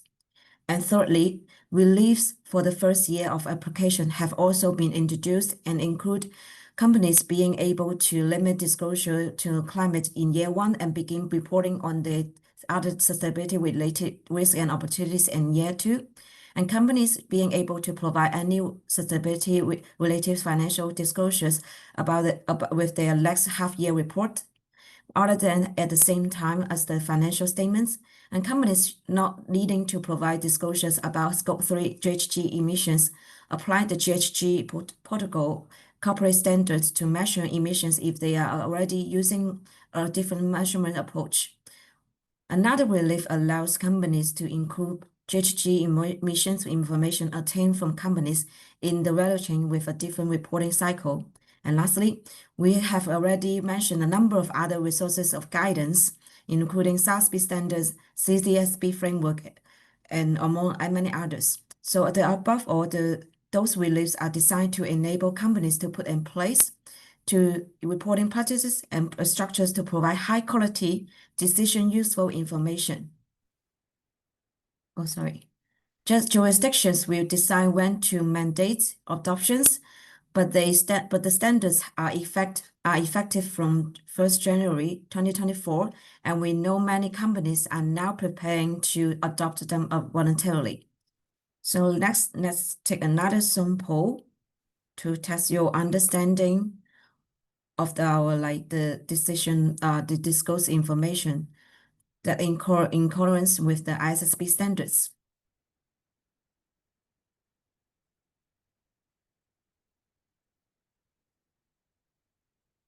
So this is a multiple choice question. So for the time benefit, I think we're going to stop here. Maybe can Fiona help me to stop here? Thank you. Yes, all of you have chosen the correct answers. So the correct answer is A, B, and D for the C. Okay, moving on. Let's take another Zoom poll.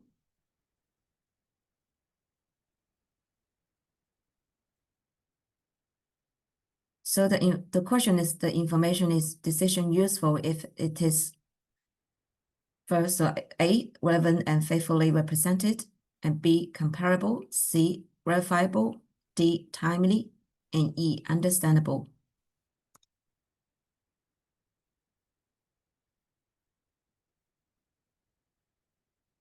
So for the time benefit, I think I'm going to stop here. Yes, the answer is yes, all are correct. So I'm glad that you see the similar trend for choosing all the answers. Okay, so moving on, let's start to our last session of our final units. So the last session of the final unit will share with you how you can ensure that the users of financial reports have confidence in the data you are disclosing, as trust is an essential component of sustainability-related disclosures, and increasingly so with the growing concern over the greenwashing. An important trust builder is showing the data and trends over time. This is why ISSB standards ask for comparatives. So comparative information provides context, helps to indicate progress, and underpins strategy and risk management. The metrics disclosed by a company might be redefined or replaced over time, or the company might change its method for estimating the metric.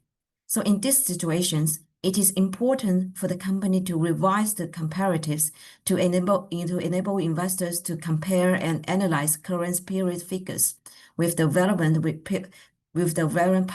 period figures. So occasionally, a company's sustainability disclosures might contain material errors. So in this situation, the company is required to restate these errors in the comparatives provided. And also revisions and restatements are necessary only when there is a risk that material information being omitted, misstated, or skewed as a result of not revising or restating the comparatives. And also, the information can be qualitative and quantitative.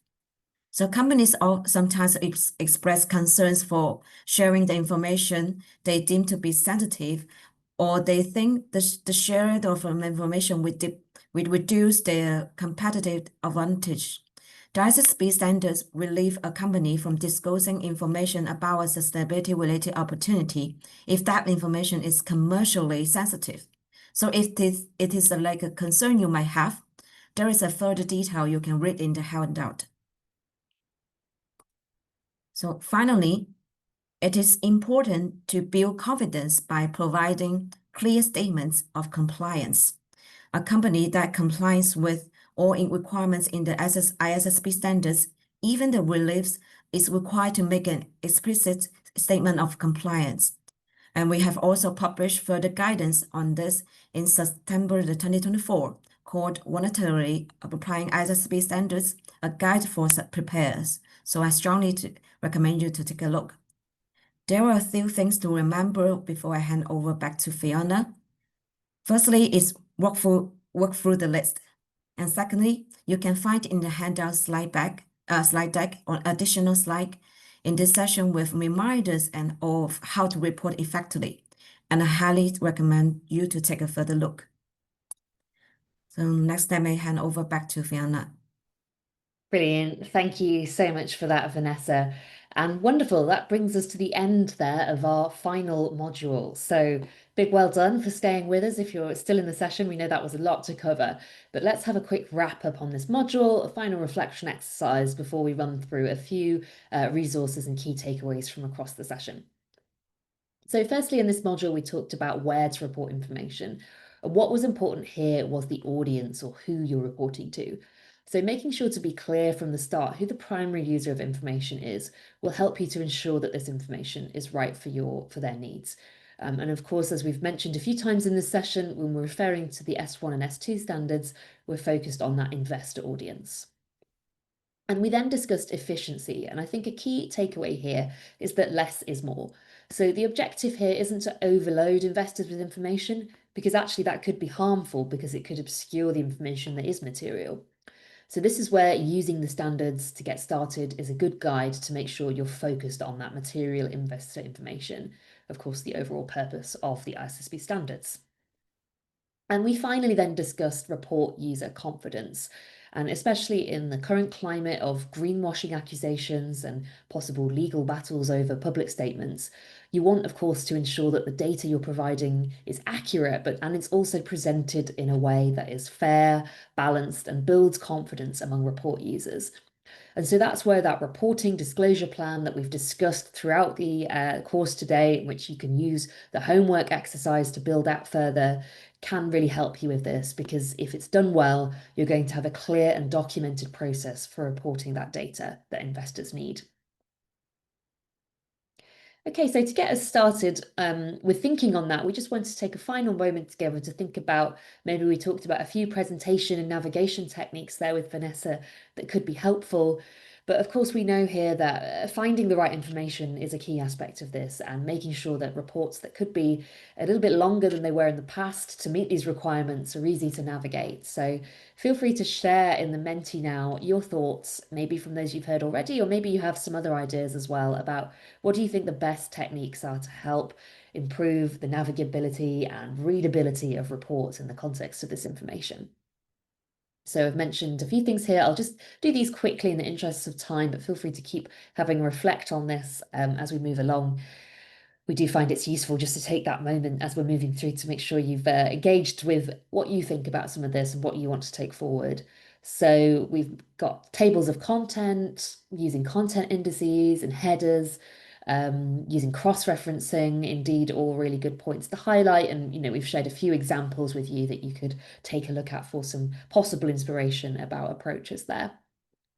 And so thinking as well about The business analysis and research, I think someone's mentioned there, that's informed.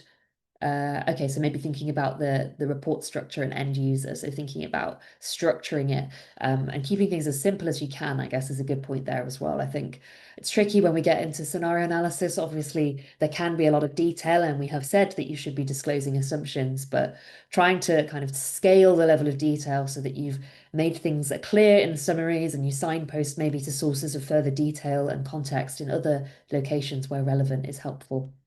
So people are mentioning hyperlinks and infographics. Someone's mentioned pyramid principle, which sounds interesting, of using sort of section headings, subsections, etc., and a visual hierarchy. That's great. So feel free to have a read up on that concept if that's of interest. And yeah, I think someone said here, being clear about what you've aligned to here and making sure that's clearly evidenced. So I think, as this person said, having that somewhere clearly at the introduction is useful, and then maybe having that cross-reference in the back of the report to support it as well. Similar ideas here, but lots of thoughts around, connection and that balance of having narrative text, but alongside visuals and charts to explain things. And some people have also mentioned the relevance of AI to drive things here. So I think that's quite an emerging topic to think about, but definitely want to continue to monitor the new tools that are out and different practices there that could help to further enhance your approach in that regard. So having different points, I think I've seen a few things here. Maybe I've just navigated back up, haven't I? There we go. So having tagging, of course, as well, indeed, is something we introduced there. So the tagging approach, of course, is an important point for the future approach in technology and using that to better connect things. Okay, great. Thanks everyone for sharing those. Super helpful way to wrap things up. So I think that's coming close to our end, but I'll just move on before we do in Menti to a final question, which is just to get a sense. If you remember, we visited at the start of the webinar these 3 different areas that we were hoping to help you move your understanding forward on, and we're hoping now we're at the end of the session, we might feel as though we're feeling a bit more confident on these. So I think we were in the 2s and 3s previously in terms of the scale of 1 to 5 comfort on these. So I'll give you a moment just to let us know where you're at now. I'm seeing some 4s, so that's brilliant. Definitely a shift up the scale there on the average front. So thanks for giving us that feedback, and great to feel that those things have moved along a little bit. Of course, we know 1 half-day session is a long time to be together, but can't necessarily solve all the answers either. So I think, hopefully what we've helped you to do now is to know where to go for further information to help you move forward as well and continue to build your understanding. Okay, so I'll leave you to keep responding on that in the background if anyone has any more thoughts to share. And I've just got a couple more slides to wrap us up and just summarize on a few of the key points that we've covered. So firstly, just to recap again, we've mentioned a few times the homework assignment. As I said, this is voluntary, but just a way to take forward that exercise of developing your disclosure plan internally. We've shared that link a few times, but we'll share it again in the chat where you can download that from the resources section of the page for this session. So encourage you to look at that if you'd like to use it to take forward your thinking on this with your colleagues in your organisation. We'll also share here a few more key kind of hubs and resources to take a look at. So as a reminder, you can find the links for all of these in the slide handout as well if you want to come back to them. But to introduce at a high level, we firstly have the IFRS Knowledge Hub, a free online resource that really covers many different useful things on the IFRS standards, and also includes in particular the IFRS's 4 free e-learning modules to support adoption of the standards, which were developed and released in June of this year and are aimed at strengthening practical understanding of the standards further. We then have the resources of the IFC, another partner on this programme, who have a programme called Beyond the Balance Sheet with a load of resources that are also really valuable on this topic, particularly helpful for those in emerging markets, as a lot of these resources are focused on that audience, and also really helpful on the internal practical implementation of corporate governance practices alongside disclosure. So encourage you to look at the IFC resources for that perspective. And then we've mentioned these already, but just as a reminder, you have the SSE toolkit of resources, which you've got the link and QR code to access there. These are developed to be very much complementary to the IFRS's materials, but really helping to hopefully take forward practical implementation and development of your internal processes to support disclosure as well. So encourage you to check those out. Okay, so an important point to end on, I know, but a big thank you to all of you who stuck with us for the full 3.5 hours of training. We know that there's a lot to cover here and it's a long time to be together in the online environment. So we really appreciate all of your questions and the engagement we've had throughout this session. And as a real thank you for that hard work, you can now receive a completion certificate for taking part in the training. So to get your certificate, what you'll need to do is fill out the feedback survey that my colleague Lois is sharing shortly with you now in the chat. So there'll be a link shared there, which Lois has just sent through. If you fill out that survey, you will then receive your completion certificate. And of course, we really want to hear your feedback as well on the programme. So please do let us know your thoughts in the survey. Another opportunity will come about to get this link. It will come via an email from Zoom 24 hours time from today. So you can click it in the chat now, or you can also look out for that email from Zoom. But if you give us about a week from completing the survey to receiving your certificate, that will be great just to allow for us to manage that. And then if it's possible to email the feedback. Okay, the link is blocked. I'm sorry to hear that, Stephanie. I think you could potentially, if you try copy and paste that link and keep it, I would recommend trying it on a different device or in a different browser, just in case that's specific to your organization's policies, which it can be. It's a Google survey, so it does normally work. And then, as I said, keep a lookout for that email again via email, but do reach out to the SSE team at our contact address at the end of this presentation if you have any problems with that after the session or miss your certificate. But if you're missing your certificate after filling out the survey, make sure to check your junk folders as well, as sometimes certificates do go there as well. But just before we close things out, just to say a final big thank you, firstly, to the SSE supporters, so a group of stock exchanges and other organisations that really helped to make our work possible. And of course, a thank you to LSEG, an important member of that group. But moving to the end of our thank yous, we'd like to say a particular thank you to the London Stock Exchange and particularly to Claire and Bailey for their kind support in helping us to make today's session possible and bringing you all together. That's very much appreciated. And also a thank you to our partners at the IFC and the IFRS Foundation, and particularly to Robert, Vanessa, Richard and Vizvesh, who've joined us for our session today and shared their expertise with you. And a big thank you, of course, to finish us off, to all of you for taking part and joining us here today.